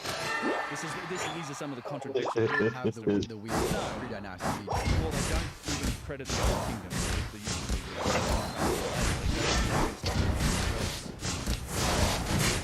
So there's no use of the wheel.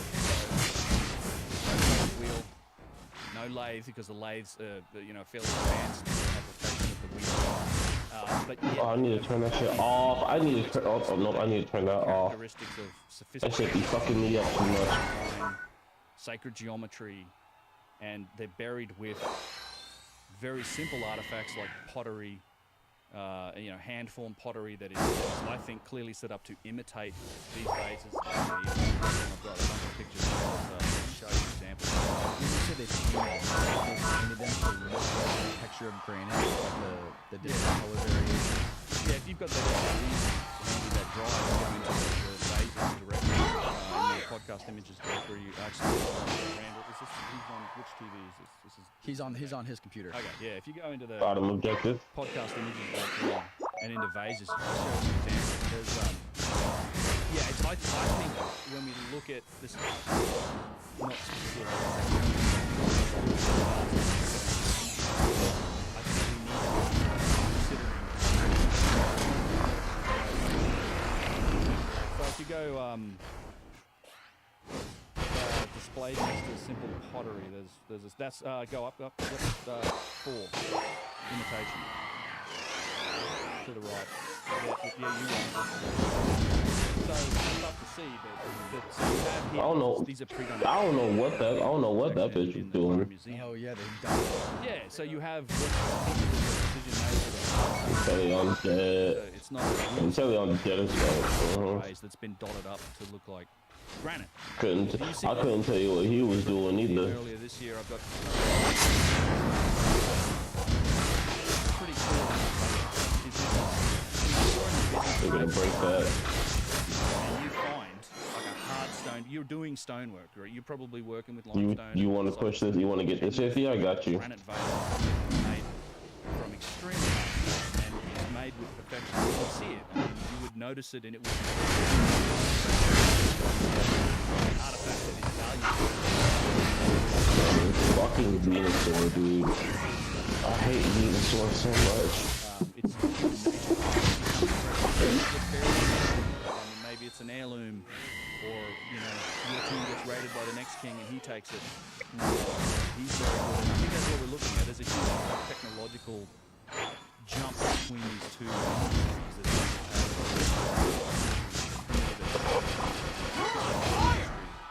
when it comes to many of these artifacts.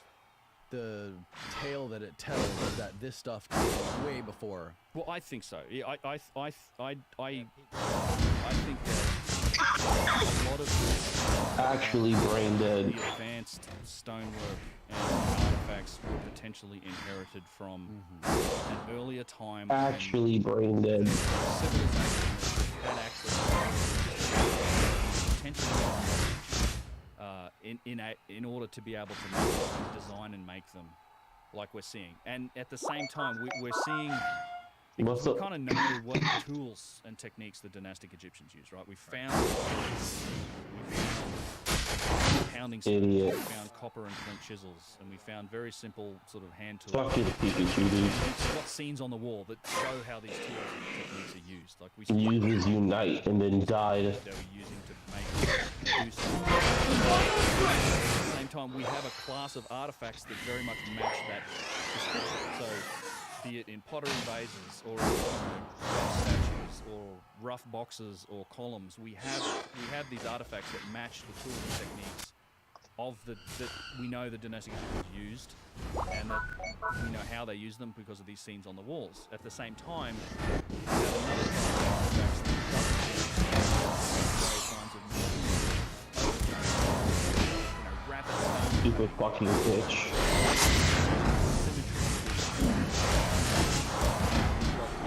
Fuck you, eat shit. more. Let's go. Get that shit, bro.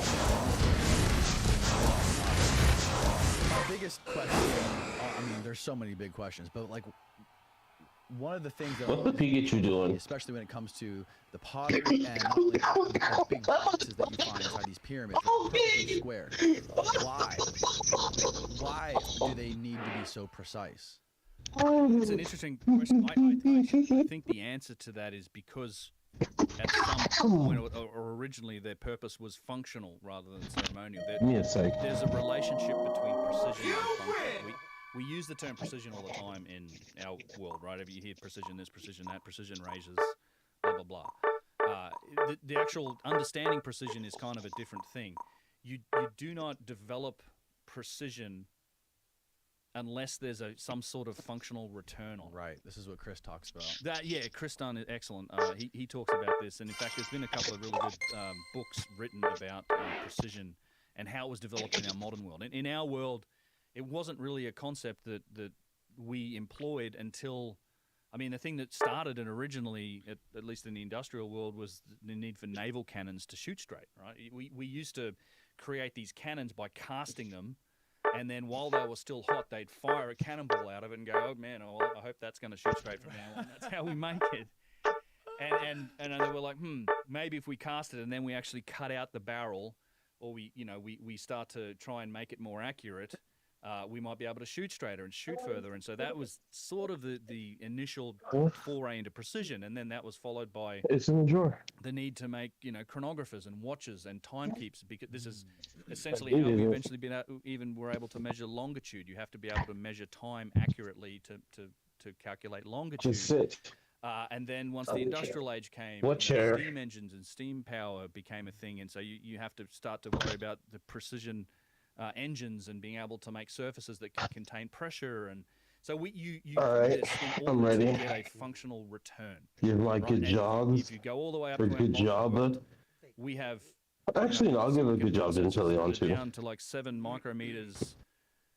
He was doing a little something. In creating transistors where we can fit millions and millions of transistors in complex logical circuitry down. Oh, but see, I caught that pirate skin from the store, from the shop. Because there's a massive functional return. Our entire now I can finally match my cinderates.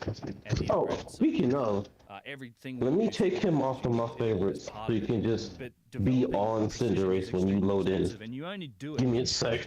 I got you. Or if you think you can get a functional return to it. Now, if you're building a box to throw a bull carcass into, or to put a person into, or something that's purely ceremonial, right? You don't.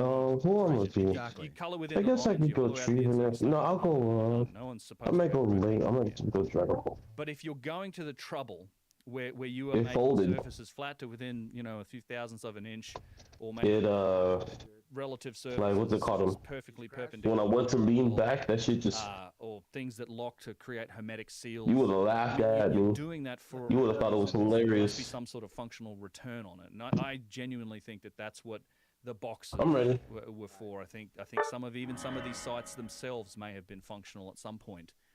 I will say also that once you do develop precision, once you develop the manufacturing capabilities to use precision, then precision's kind of what you get when you make it. Think about it this way, like the industrial design on your average toaster. What? I thought I pressed A. Much better than it was in the 60s. Invite me back. It all works well, everything's aligned, the panel gaps are tiny, you press the button, everything goes off. It's because it's designed in a computer, and it's done perfectly on a piece of paper, and then it's executed in a system that is capable of delivering precision, just because that's how the system works. Panel gaps on cars today are much tighter than they were in the 1960s. I did not know Dragapult was that big. Manufacturing systems are capable of delivering much more precision. Like standardization. How they show you your favorite Pokemon next to you and shit. So sometimes some motherfuckers be small. Like Koopa's small as fuck. Koopa's small as fuck. Statues. Fucking symmetry, which is an element. Yeah, some of these mons be tiny. Not Dragapult. Dragapult's a big motherfucker. Applications for the scanning technology to start revealing some of these geometric relationships and precision on these artifacts. But from what we do know, there's a high degree of precision in some of these artifacts that you could really only term as being artistic. Like I can't look at these. How long are you gonna be streaming for? And go, well, that's functional. Right. It's artwork. Like it's they're perfectly symmetrical. But some of them, perfectly symmetrical. It's the ones that we've looked at, and eyeballing the others, they kind of look that way. But again, needs testing. But they're precise. The measurements that we do have, and the scans that we do have, and the analysis that's been done, they're precise. But I think they've been created by a manufacturing system that delivers precision. Once you have it, that's what you get. And potentially the vases fit that category. I think some of the vases may well have had a functional purpose originally too. Who knows what that could have been? I mean, there's all sorts of speculation you can make. All right, let's take a break. I gotta pee. Okay. We're back. But I wanted to ask you, Randall, like, what's going through your mind when you're seeing all this stuff about these vases and the symmetry and the sacred geometry of these things? Well,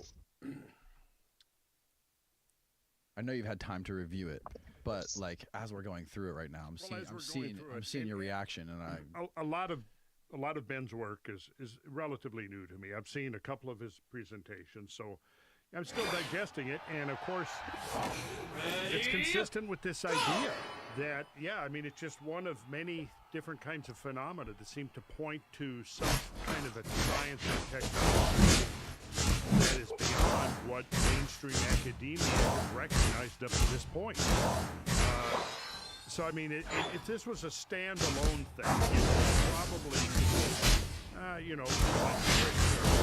miss it. But the thing is that it's not. It's part of a whole corpus of different streams of evidence suggesting a deeper, more complex story of human presence on this planet and what we would accomplish. So a big part of my work has been about, well, two points I think that you make. One is that it's not really understood by mainstream academia the extent to which our planet has been completely black. How extensive it actually is. On the other hand, if you're looking for pure civilization,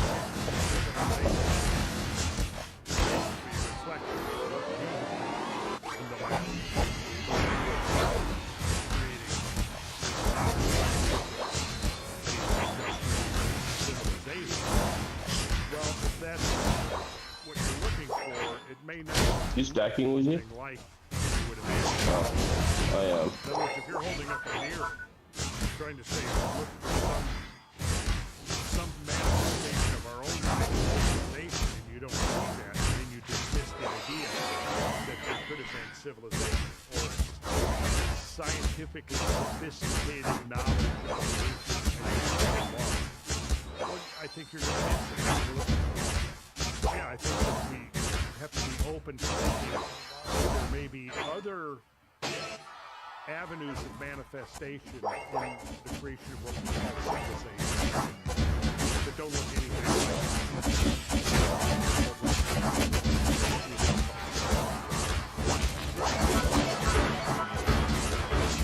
I like to tell people is that it says that we have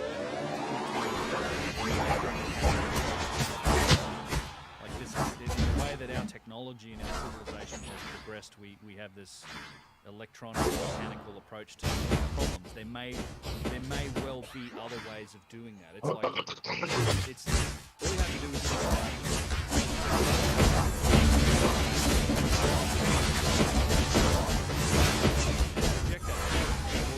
We are currently expanding into the entire other aspect of this world that Rand's been talking about, we're not scratching the surface of yet.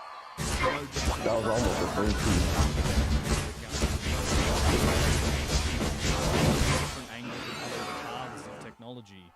I think what Randall's saying. I think he wanted to steal it. Other ways to solve some of these problems and other technological paths and evolutions that our previous advanced civilization could have.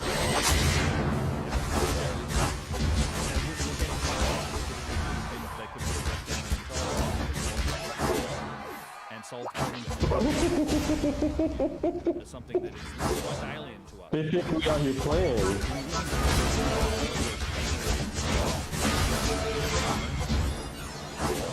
You what?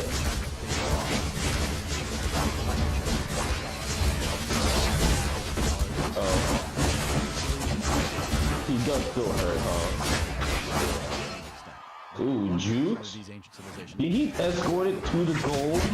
He escorted it to the goal. That's hilarious. That we would attempt to surmise about that would be speculation. However, when we He should have escorted it in the goal. That would have been better.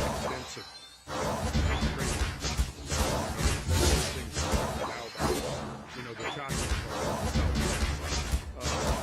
they were trading all kinds of goods and material all the way, like from the hotel culture up in the Northeast to South and into South America. So if we go back to 2,000 years, I mean, there's definitely evidence of wealth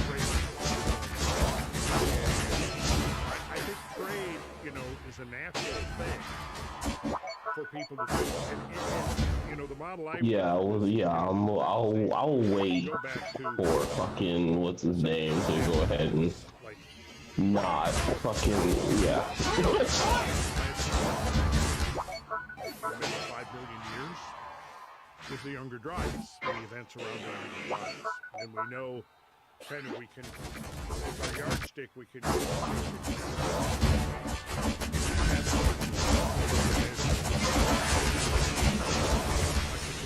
would be. And then habitat by looking at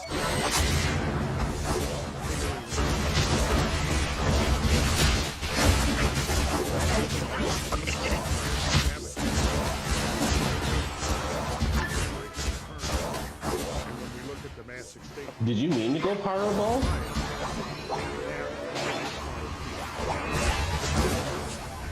Oh.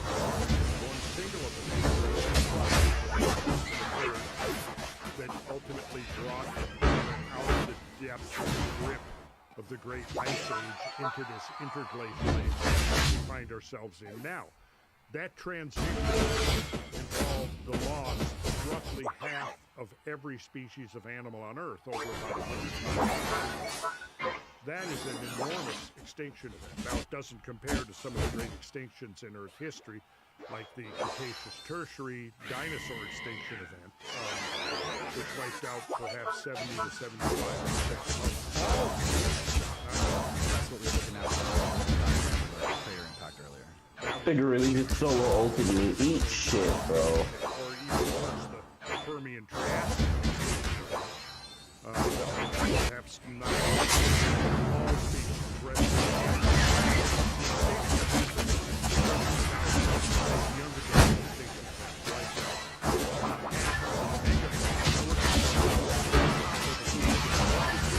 Okay.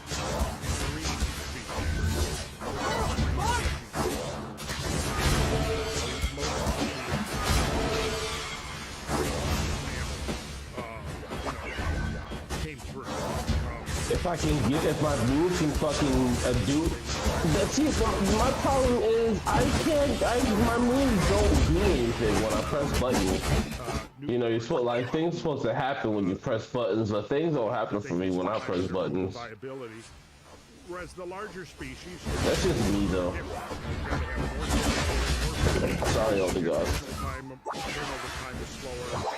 It takes much longer to bring the young up to where they can survive on their own. All of that factors play in. And all of that would be a function of habitat. Habitat requires food for them. And what we see... Why is he uniting so early?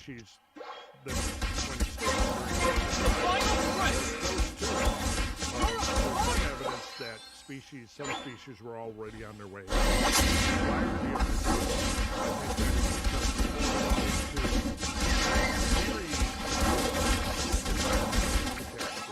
don't think, a lot of the critics are we winning? are dismissive of the whole okay, so we don't need it then. scenario because they have oversimplified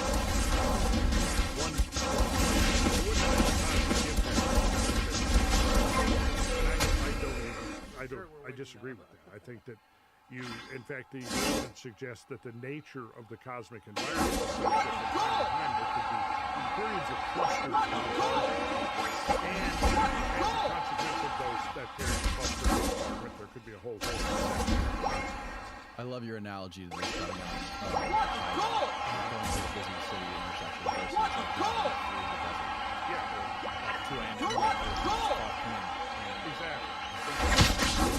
So it's not only it's your timing and your geography. Where if you're out there driving down that country road,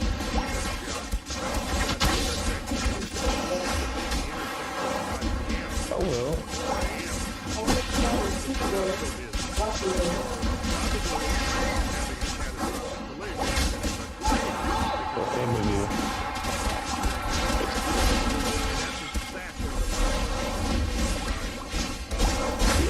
I can do that.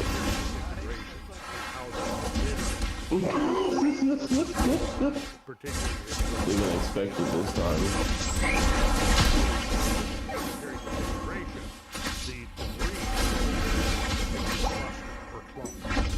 Get off my dick. You got overdone by 200 points, bro. Say that. But my girl is right. It's like 2:30 in the morning. I do gotta be with my son in the morning. Your probabilities are going to be relatively constant, and I'm like, bro, but it's still going to be there. And that's like the torrid.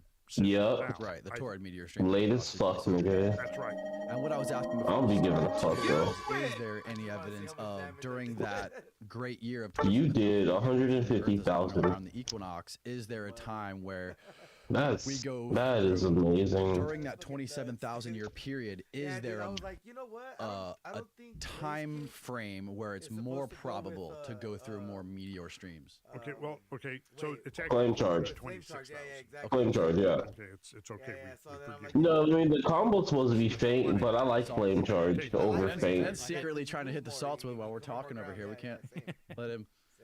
First time I qualified. Yeah, and if you cause they do synergize. If you sit there and you get if you get a flame charge hit, you will get that fucking you will get that pyro ball reset, and then if you get the pyro ball reset, you get the flame charge back, and yeah, This is what, I know. okay, I know. Like, nigga, I play Cinderace too. The fuck? I know. this is what they were using? Probably. So have you ever It's watched? like when boxers get knocked out, it's like, wake up.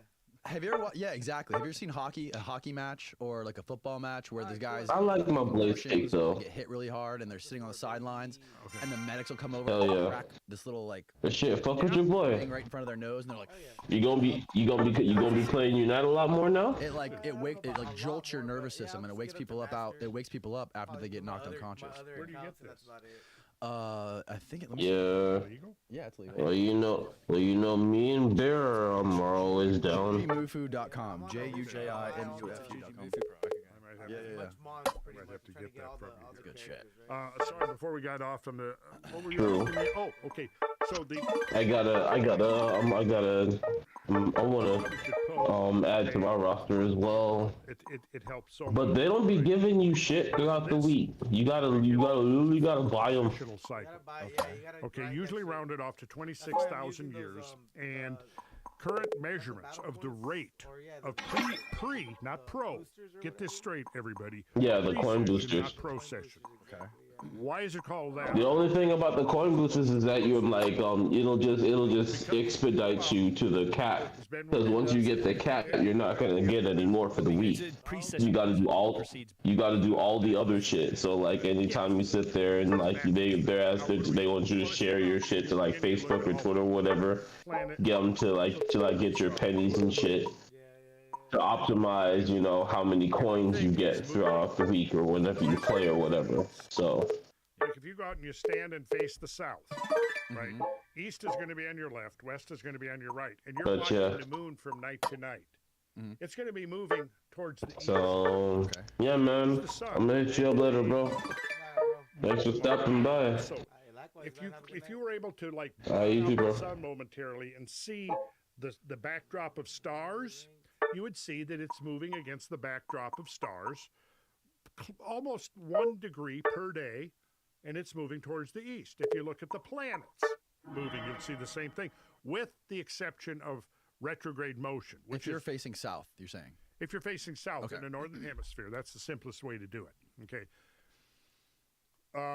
Planets do what's called retrograde motion, which is not.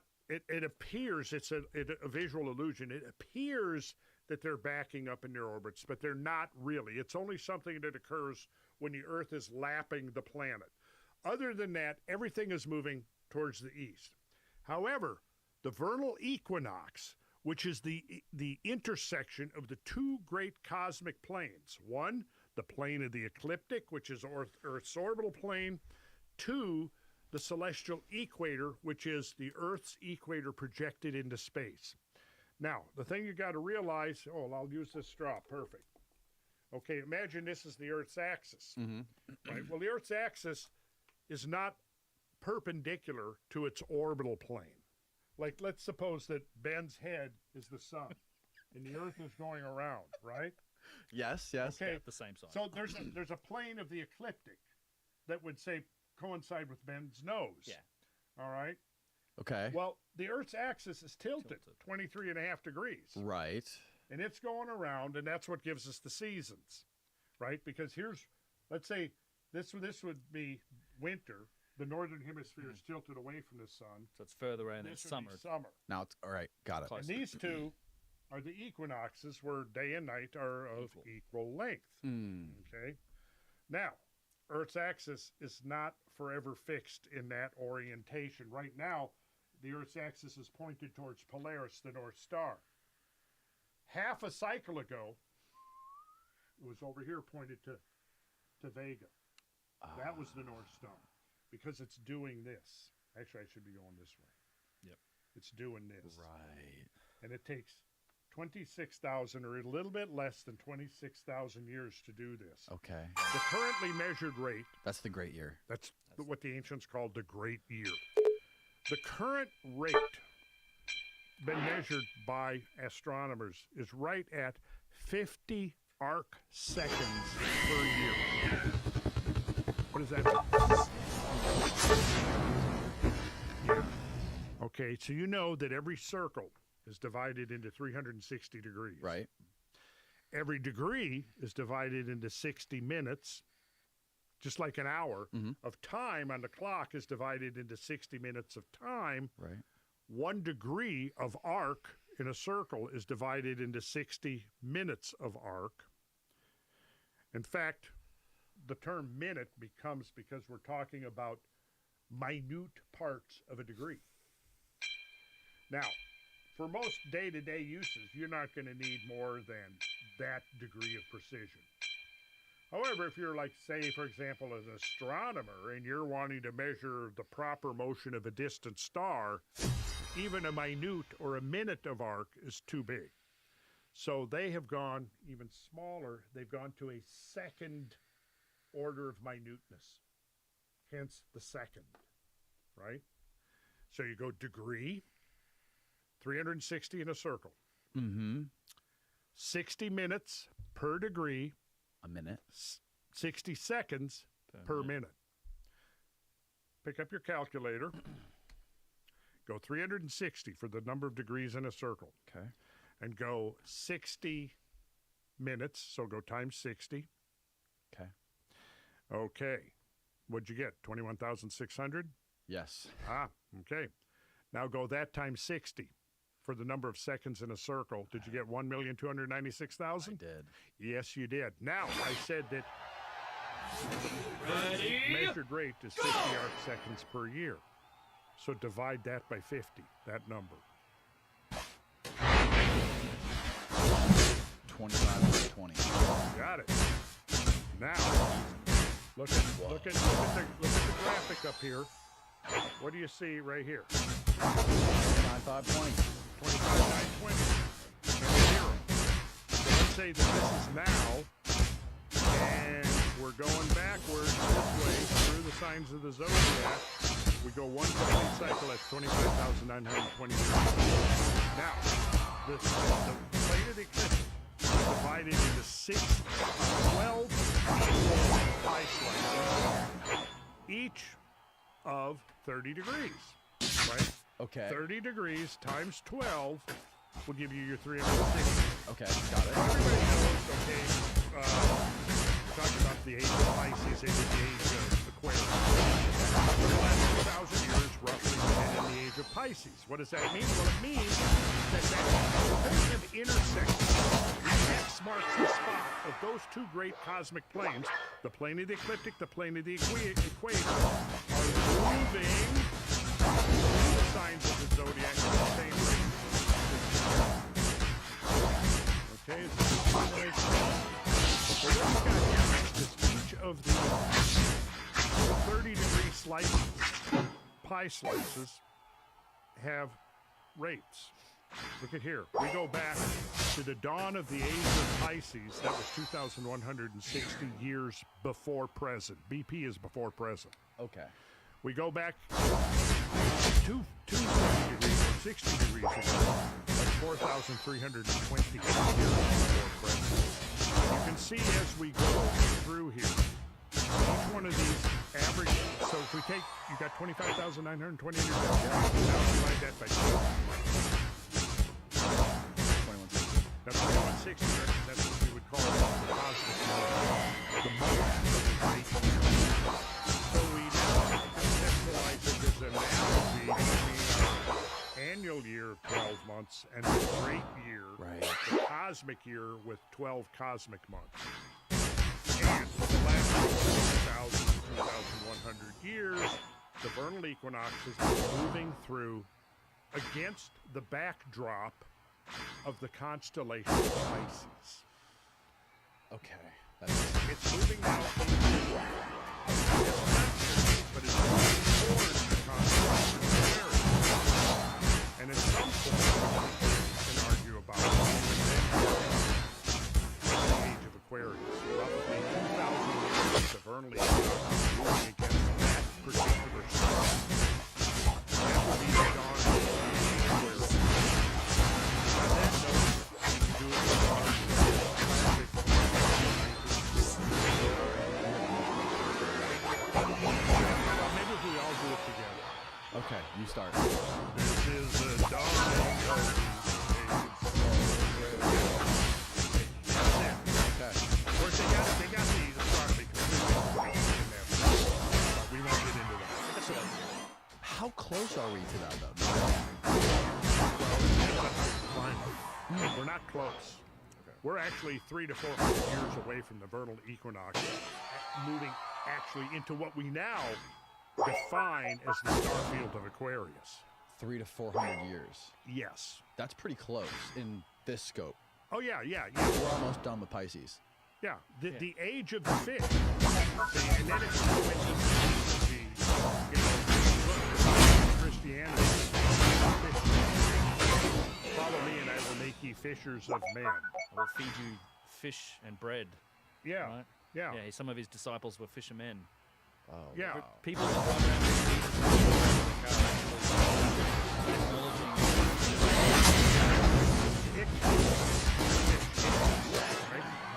So there's fish incarnation of fish symbol. Then the previous one, the age of Aries, you have ram symbols. You know, you have ram-headed with ram's horns. Yep. So Moses potentially is a representation of the age of Aries as well. If there's a lot of that, and if you go back, sorry, the ram. I was going to say if you go back to the age. And so if you go to the Old Testament. So if Jesus represents the age of Aries, we're talking rough intervals of 2,100 years. When did Jesus come in the New Testament? It was roughly 2,000 years. 2,000 years. What was the period before that to Moses in the Old Testament? Roughly. Right. Yeah. 2000 BC.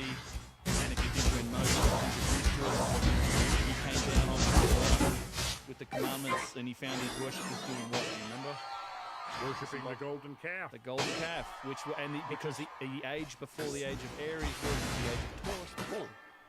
Yeah, so now They're worshipping the bull age is now obsolete. The Taurus calf. We got a new age with new energy symbolized by the ram.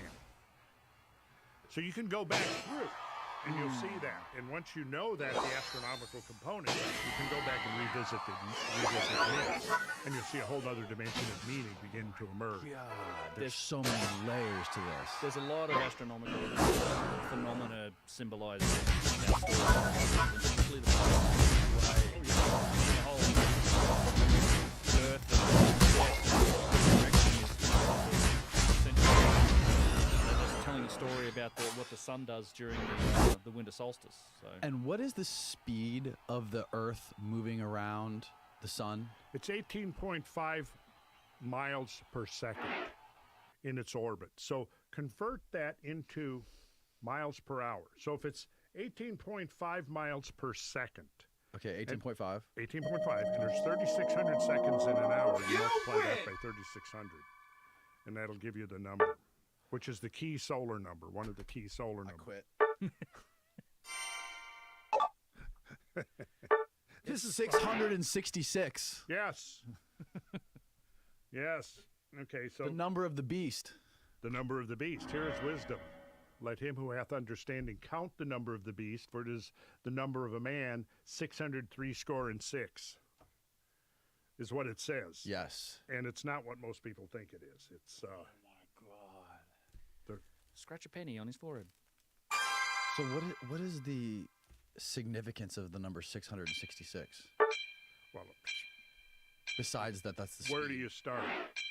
That's the question. Well, it was typically a number associated with the sun.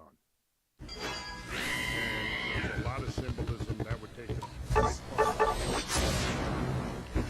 Let's see if this. Okay, this the graphic is working.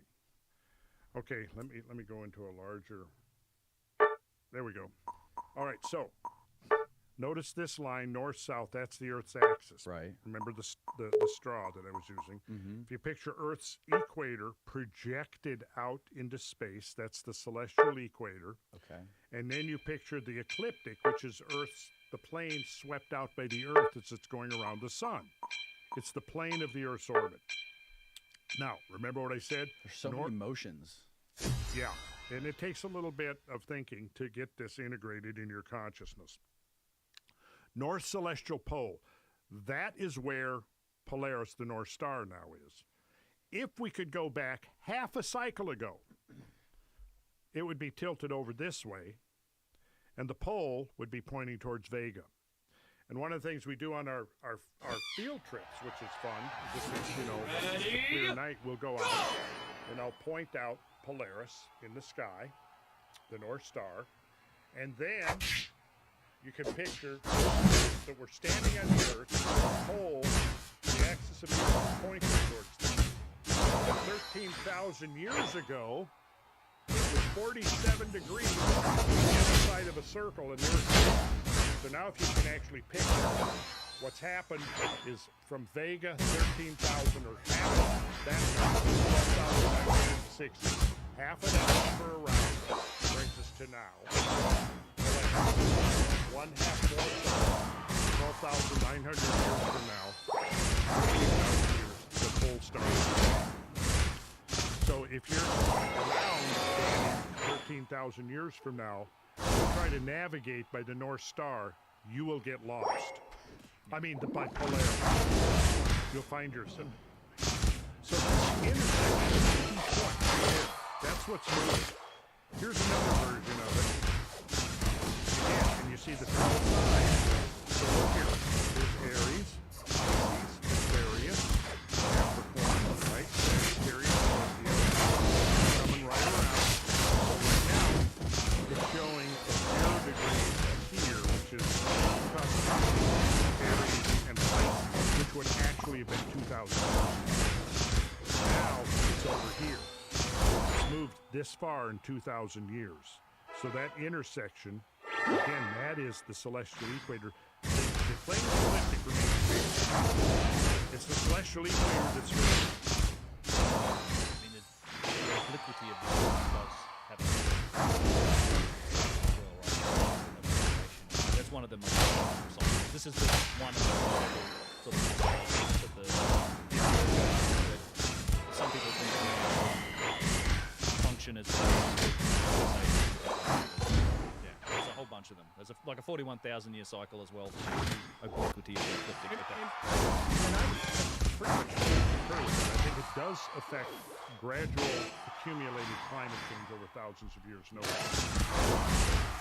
I don't think it explains things like the outer horizon, which have, major shifts. Require something of an external injection of energy. It's a great way to put it. So here's your homework assignment, Danny. Find a nice flat open space, draw a big cross on the ground, and get a chair and sit right at the middle, and sit there for 1 year. I mean, now you can take breaks to eat and go to the bathroom and stuff, but come back and sit there for 1 year, face like this guy here. And what you're going to see is this changing. Look, summer solstice, the sun is way up here. Winter solstice is down here. right there. And you'll notice too that summer solstice, notice the path of the sun above the horizon is much longer than it is here. It's because today. Now, let's do something. I'm going to go back to these numbers. Let's see if I've got these numbers here, because you're going to see that certain numbers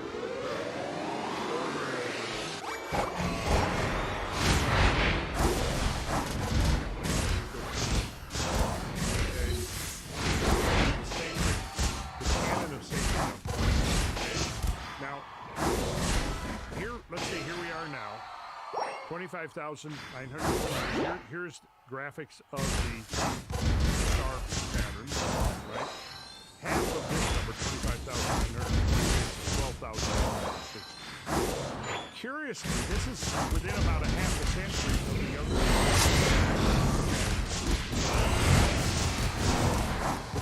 Which one are we? Where are we?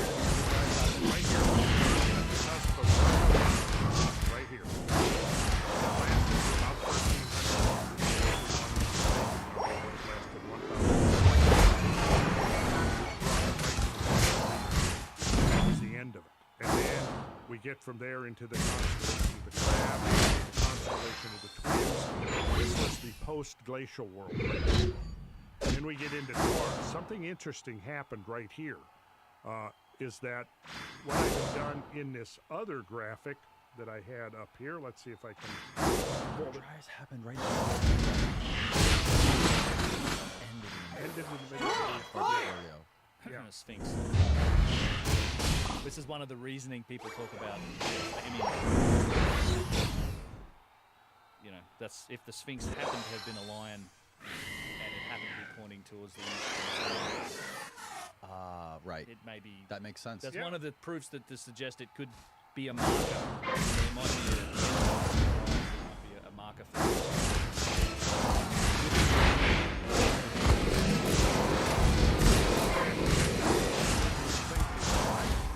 symbolism would be perfect. Yeah. Right. Because now you're looking at it. Right? But it may not have been. You're not saying that it would have been made in that procession, right? It could have been made on a previous procession, right? Yeah, I mean it's possible, but in terms of the Younger Dryas and nailing significant events, you also have other sites like Göbekli Tepe that seem to be a calendar indicating the Younger Dryas as well. It could be a marker. I mean, that's one of the.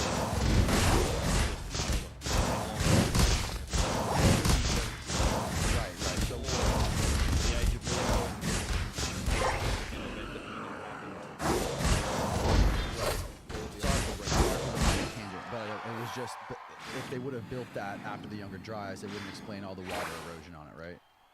No, it could, yeah, it still could, because it didn't. Egypt actually was verdant and green and for several thousand years after that. It wasn't like an immediate climate change at the end of the desert. I think 9,000 years, something like that. There were a few thousand years after the end of the Younger Dryas, still.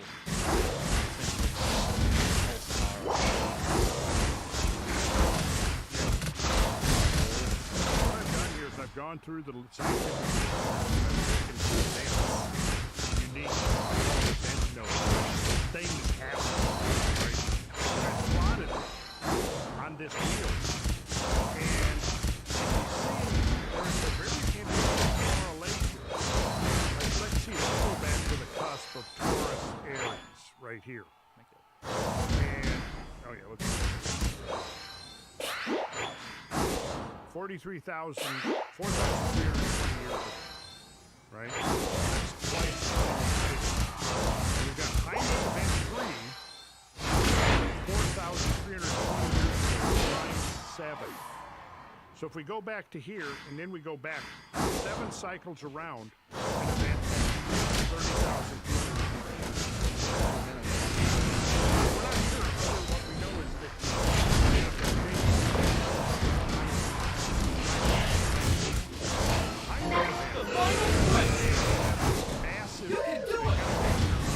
Isn't a digit on that?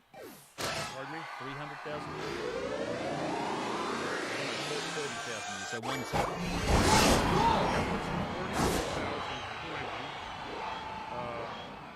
It's 40. You got 4,300 whereas it's supposed to be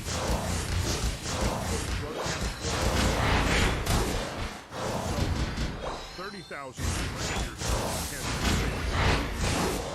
So if you go back to this event right here, and then you go 7 times around, right back to when the vernal equinox is standing in the same position in the sky, but 7 times more than this, you'll see that it was at 30,240. I thought you were saying in intervals of cycles. No. Okay. Oh, okay. Then if you go back to this called the onset of initiation. So here's the end of the Younger Dryas. Here's the beginning, actually the beginning of the Younger Dryas. That arrow is Slightly off. slightly off. That arrow is actually pointing to the end of the Older Dryas. Okay. Yeah, 90. 12,960. Sorry, 12,960. Yeah. Spooner. And then here's the end of it.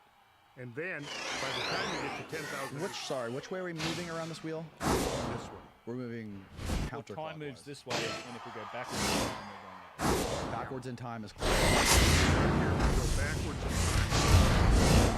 So we go from here back to, say, 8,640.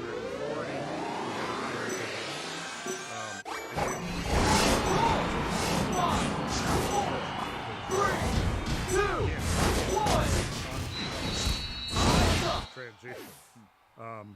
But 6,480 years ago, you had the onset of neoglaciation. Now, what happened was during the age of Cancer and Gemini, which are these 2 ages right here, the planet went into what has been called the climatic optimum, where temperatures were warmer than they are today. Now, this is well established by multiple lines of evidence. Tree lines were higher, sea level was higher. You know, the Younger Dryas is a flowering plant that likes cold weather. It's a polar wildflower. So in the Older Dryas, in Europe, in Northern Europe, you had an abundance of Dryas octopetala, which is the plant, the flowering plant, gave its name to the Younger Dryas. That went away and was replaced by warmer, loving species. They prevail, and if you look on this graph, that's from right here, end of the oldest Dryas, and there was a sharp temperature rise. The cold-loving Dryas octopetala did not like this rise, the warmer temperature, because they were adapted to a polar climate. Well, the polar climate came to an end, and you had a warming period for half of the summer. And then, very suddenly, at around 12,960 years ago, Dryas octopetala suddenly returned, the cold-loving plant. Now, that's an example of how you can use botany to determine environmental changes. Because if you go from cold to warm, plant and animal species will change. So cold times, you're going to have certain species of animals and plants. The warm comes back, and now you bring back in plants and animals that like warm species. Now, you can correlate that with studies of where sea level is at.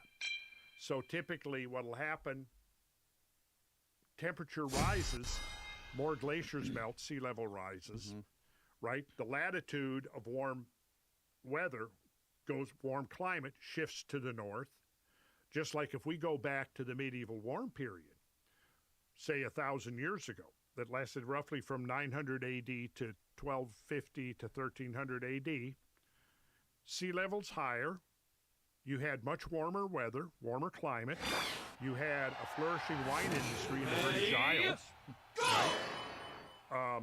Which didn't exist until genetic modifications allowed the reintroduction of wine grapes into that's also when Greenland was colonized by the Scandinavians, warm period.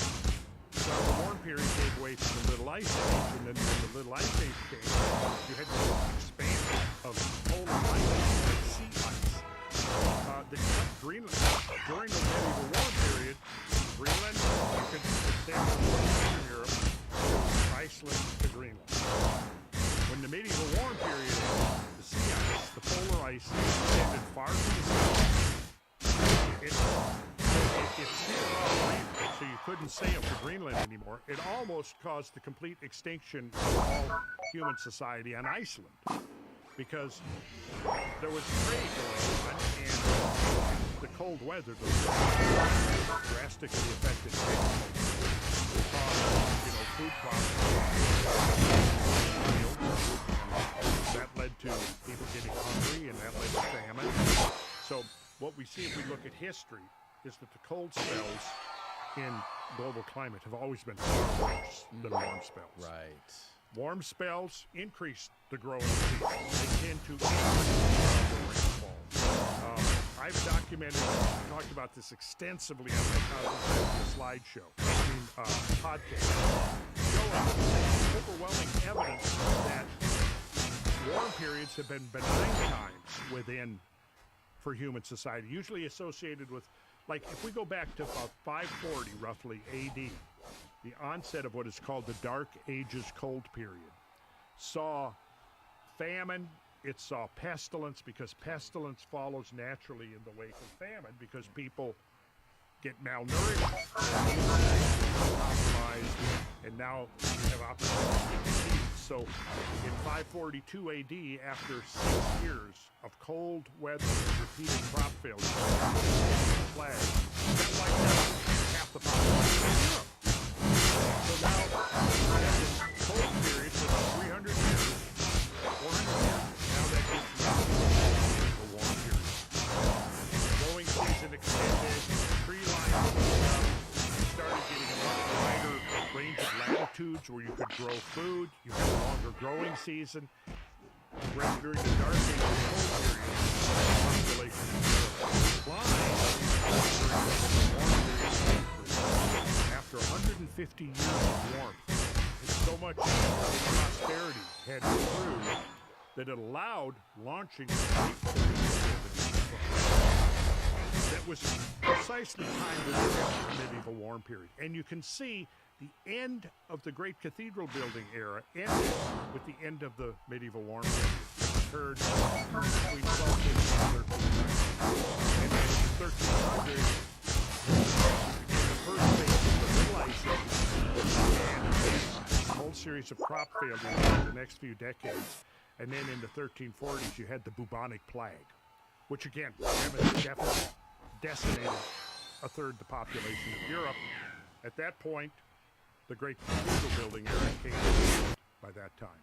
And we went into the first phase of the Little Ice Age. That ameliorated somewhat right in the middle of the 1800s. We had the Renaissance, and then the cold came back. That cold, which was the second phase of the Little Ice Age, kind of came to an end in 1850, mid-19th century, and by the 20th century it was over.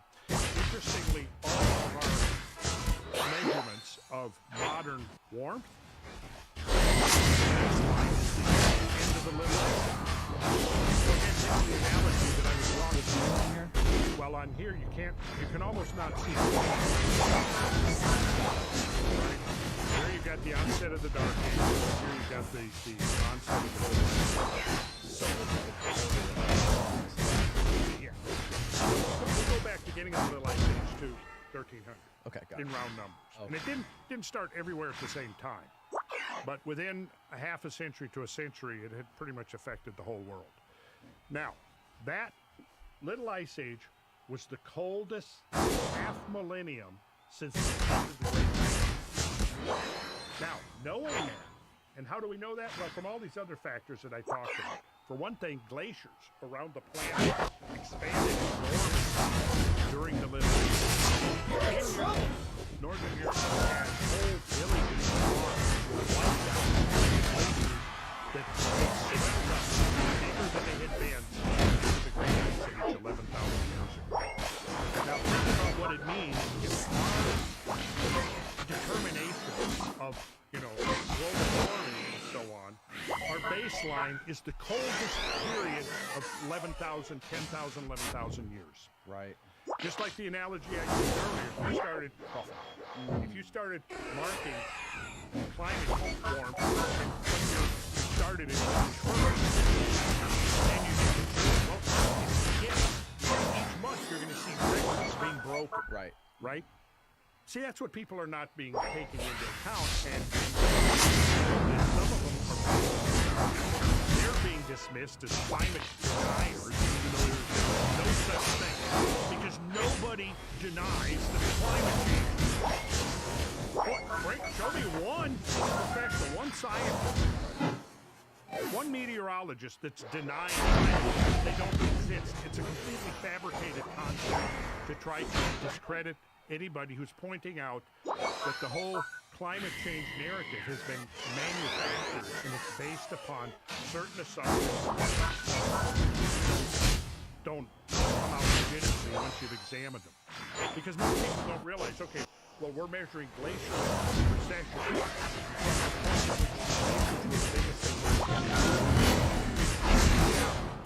See, this is not it's a deliberate deception. How far back did some of these glacial core samples take us? Well, 400,000 years, I think, at the maximum. Some of the you're talking about the ice core samples. The ice core samples, yeah. Yeah, Greenland and Antarctica are the longest record. Now, there haven't been changes enough to completely move away the Greenland ice sheet or the Antarctic ice sheet. However, the Laurentide ice sheet that was over most of Canada was as big as the South Polar ice sheet. The Cordilleran, which was over western Canada, was about the size of the Scandinavian ice sheet over all of that ice melted away literally in a few thousand years, and we don't have an explanation for where did the thermal energy come from to affect that drastic change because that much ice melted away that quickly. And given that there's a consensus around what causes the onset of an ice age and what causes the termination of an ice age, we don't know that. How in the world can you claim the science of climate change? Somebody says the climate science of climate change is settled, or they call anyone who questions that consensus a climate change denier. Right there, those two things are telling you either they don't know what the hell they're talking about, or they're phonies and they're. I think people get lost in the politics of this. They don't understand the history of this, and people get nuanced. We're arguing over whether humans contribute to climate change or humans do not contribute to climate change. Of course, humans do contribute to climate change. The question is how much and how significant is that relative to the mass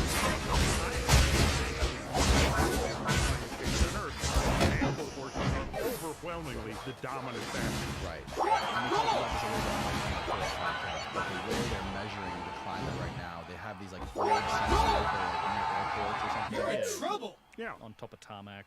Right. Well, there's manipulation of raw data going on too. They literally changed the raw measurements from the past. Essentially, cooling the past and warming the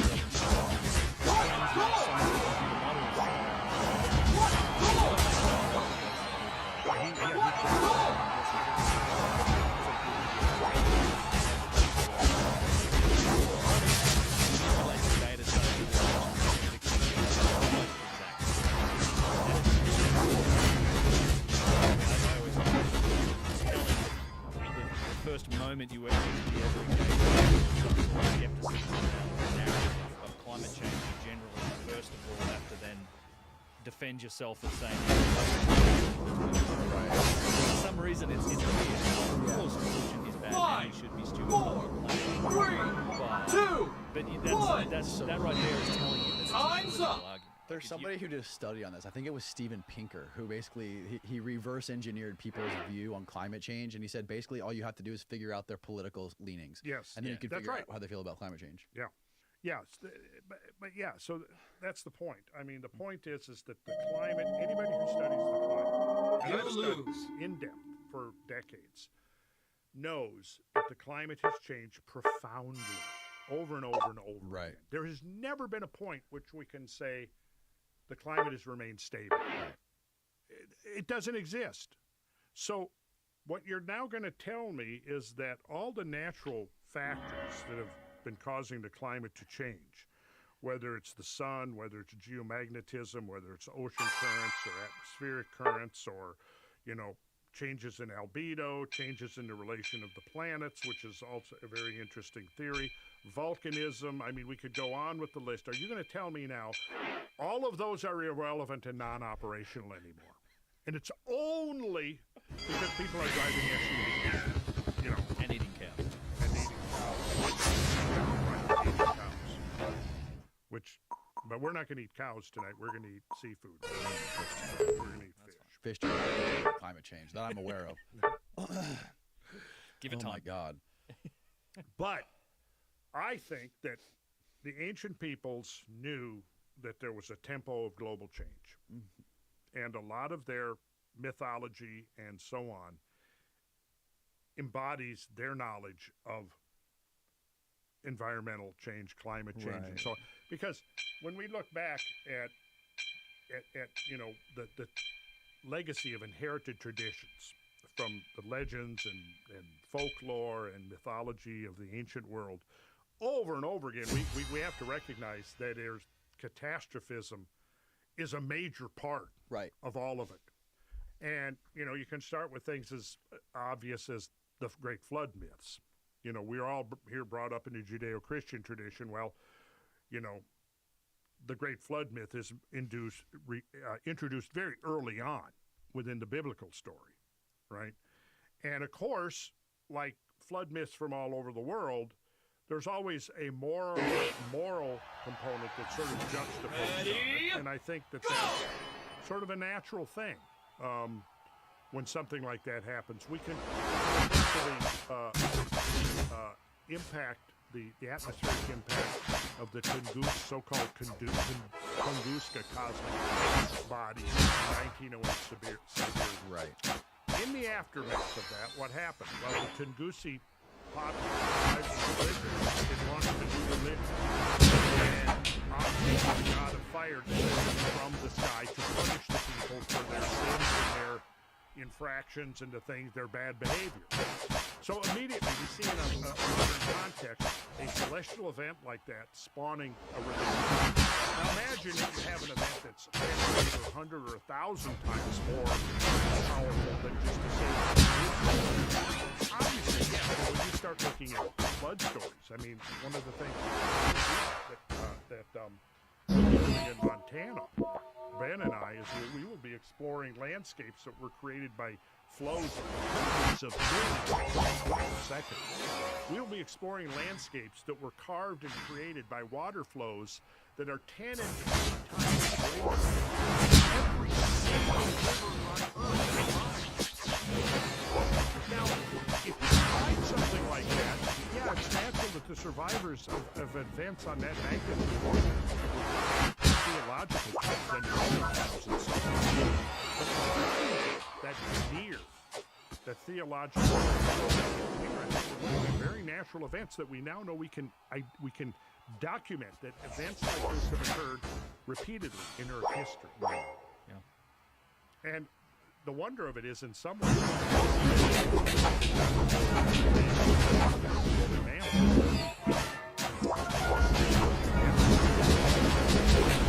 there was definitely a bottleneck in both population and genetic diversity associated with the time frame of the Younger Dry.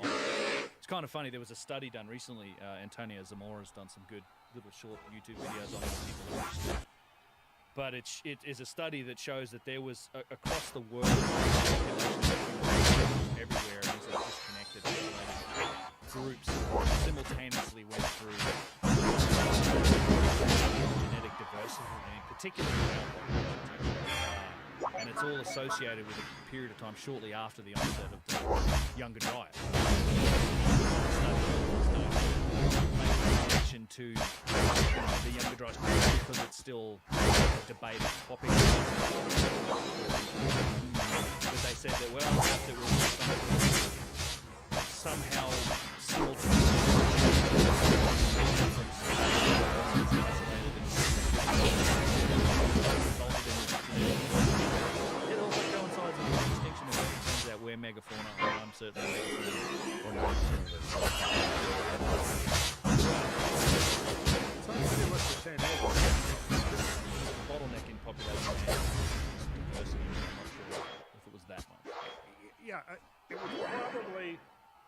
I mean, it could have been. I mean, we're just saying kind of at the beginning of piecing this together. I mean, clearly, the human species was affected by these events. Events that wipe out half the megafaunal species on Earth and not affect the other half of the megafaunal species that survived. It's not like half the species came completely unscathed, but the severity and magnitude of those events completely exterminated. We know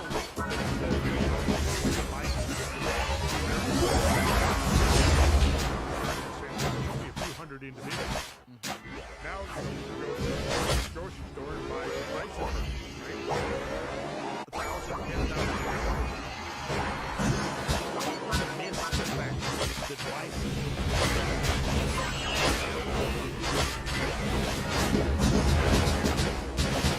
once we made up the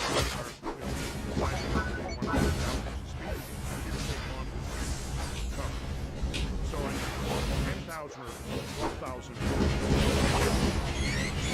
may have been that close to extinction, but there was still enough numbers that the species within a few centuries could completely could recover. See, and it brings us to the question.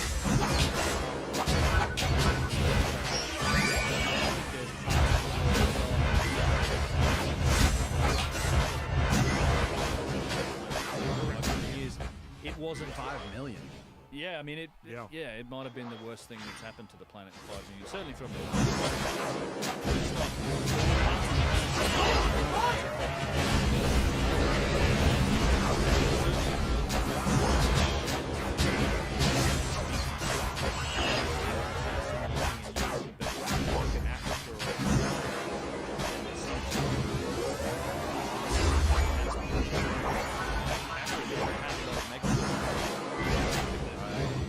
what we estimate the age of lots of that megafauna is still going to be like 2 to 3 million years old.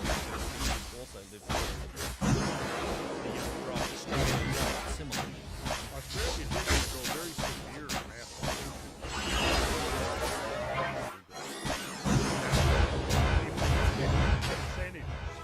North and South America both 75% reduction.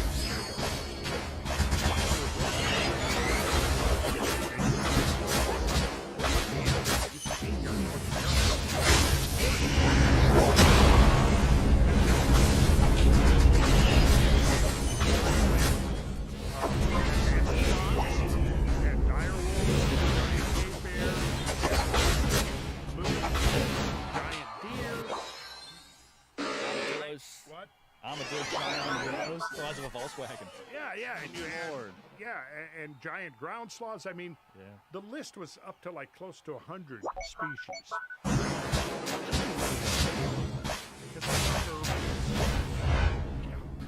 Go through Cincinnati Airport sometime.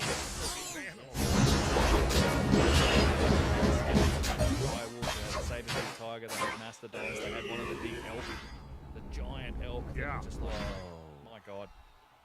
Yeah, so short-faced bear. Now, okay, so North and South America, Eurasia lost more than about 35% went extinct by the end of the Younger Dryas. Africa, 10 to 12%. A lot of the survivors of the Pleistocene. People don't realize that when you start looking at rhinos, the rest of them. So clearly, it's not uniform on the planet. Right. Now, one of the other things that I've noticed from going back into literature is that a lot of times, going back to the idea of where those obvious settlements had been there for centuries, and then all of a sudden they're abandoned. They got up and migrated somewhere else. Problem is that then the other places you find evidence of human occupation, and they're gone at the same time. The final stretch! You find forests all over non-glaciated North America. People were living. You find the the refuse pits, the biddens, all of the things that was a fairly long period of occupation, and all of a sudden, many cases with the beginning of the Younger Dryas. It's probably more a case, less a case that they got up and moved somewhere else, is that they didn't survive. Like the quarry.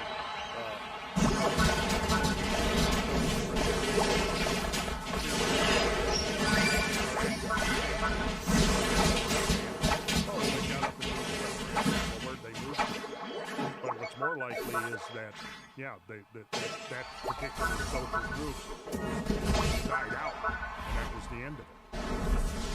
How much debate is there over the cause of it? Whether it be comets or solar ejections or all of the above? There's still debate. I'd say that. I mean, there's at this point 60 odd papers, peer reviews, that the vast majority are very much in favour of the theory. Airburst meaning explodes when it hits the atmosphere. Yeah, so it's initially I think people were thinking of it in terms of a series, but it's very much a series and potentially different periods. Also traumatic. We have. There's actually been a few really good studies on sites that show cosmic input. It's not related to the Younger Dryas, but Dr. Stephen Collins at Tel Aviv basically discovered the source of the biblical Sodom and Gomorrah story. 5, 4, 3, 2, 1. Time's up. Matches all the story that's in the Bible, which you would probably attribute that to the wrath of God if you had happened to witness that from, a hill, right, a few kilometers away. But yeah, I mean, airbursts are bad as well.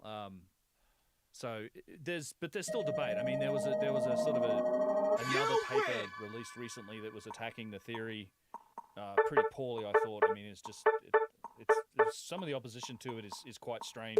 And some of it has probably no place in what I'd say is peer-reviewed science, like the whole requiem for the Younger Dryas paper is silly. You shouldn't. But safe to say at this point, there's still some debate. I mean, I'm not playing in that arena, but it feels to me like there's a vast amount of evidence supporting the idea. Yes. Both on the macro and micro scale, as well as cultural evidence in all of our origin stories. There's like nano diamonds that have been found. So it's exactly. There's a lot of the papers focus on we have a number of sources of evidence. There's a lot of papers that focus on the impact proxies, the things they find in the strata layers of the dirt, the shock synthesized nano diamonds, the carbon and magnetic microspherules, extraterrestrial platinum and iridium spikes, the black matte layer. So all of that's in those layers. You have the evidence for catastrophic climate change that correlates with those strata layers that are found in the ice core samples. So we look at oxygen isotopes and other elements. There's like soot particles. There was a paper done looking at some of the particulate matter in some of these ice core samples in the Younger Dryas that suggest there were wildfires and like 9% of the world's biomass was burning.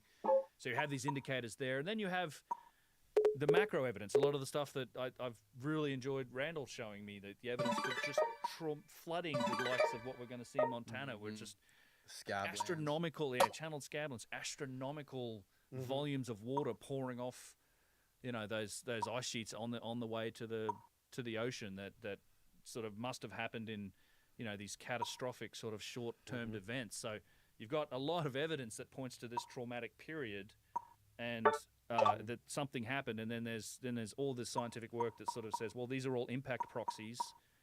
Mark, there's a great presentation done by Mark Young at the Cosmic Summit conference that we held earlier, which sort of looked at a lot of this evidence, and I think at one point he points to some of the rebuttals of some of the naysayers of this, pointing out that, well, no, we're not looking at micro diamonds, we're actually looking at like bug poop. And Mark was saying, well, bugs don't shit diamonds. So do bugs shit diamonds? I don't think so. He said he's a deadpan guy, and he just delivered that line quite well. What is the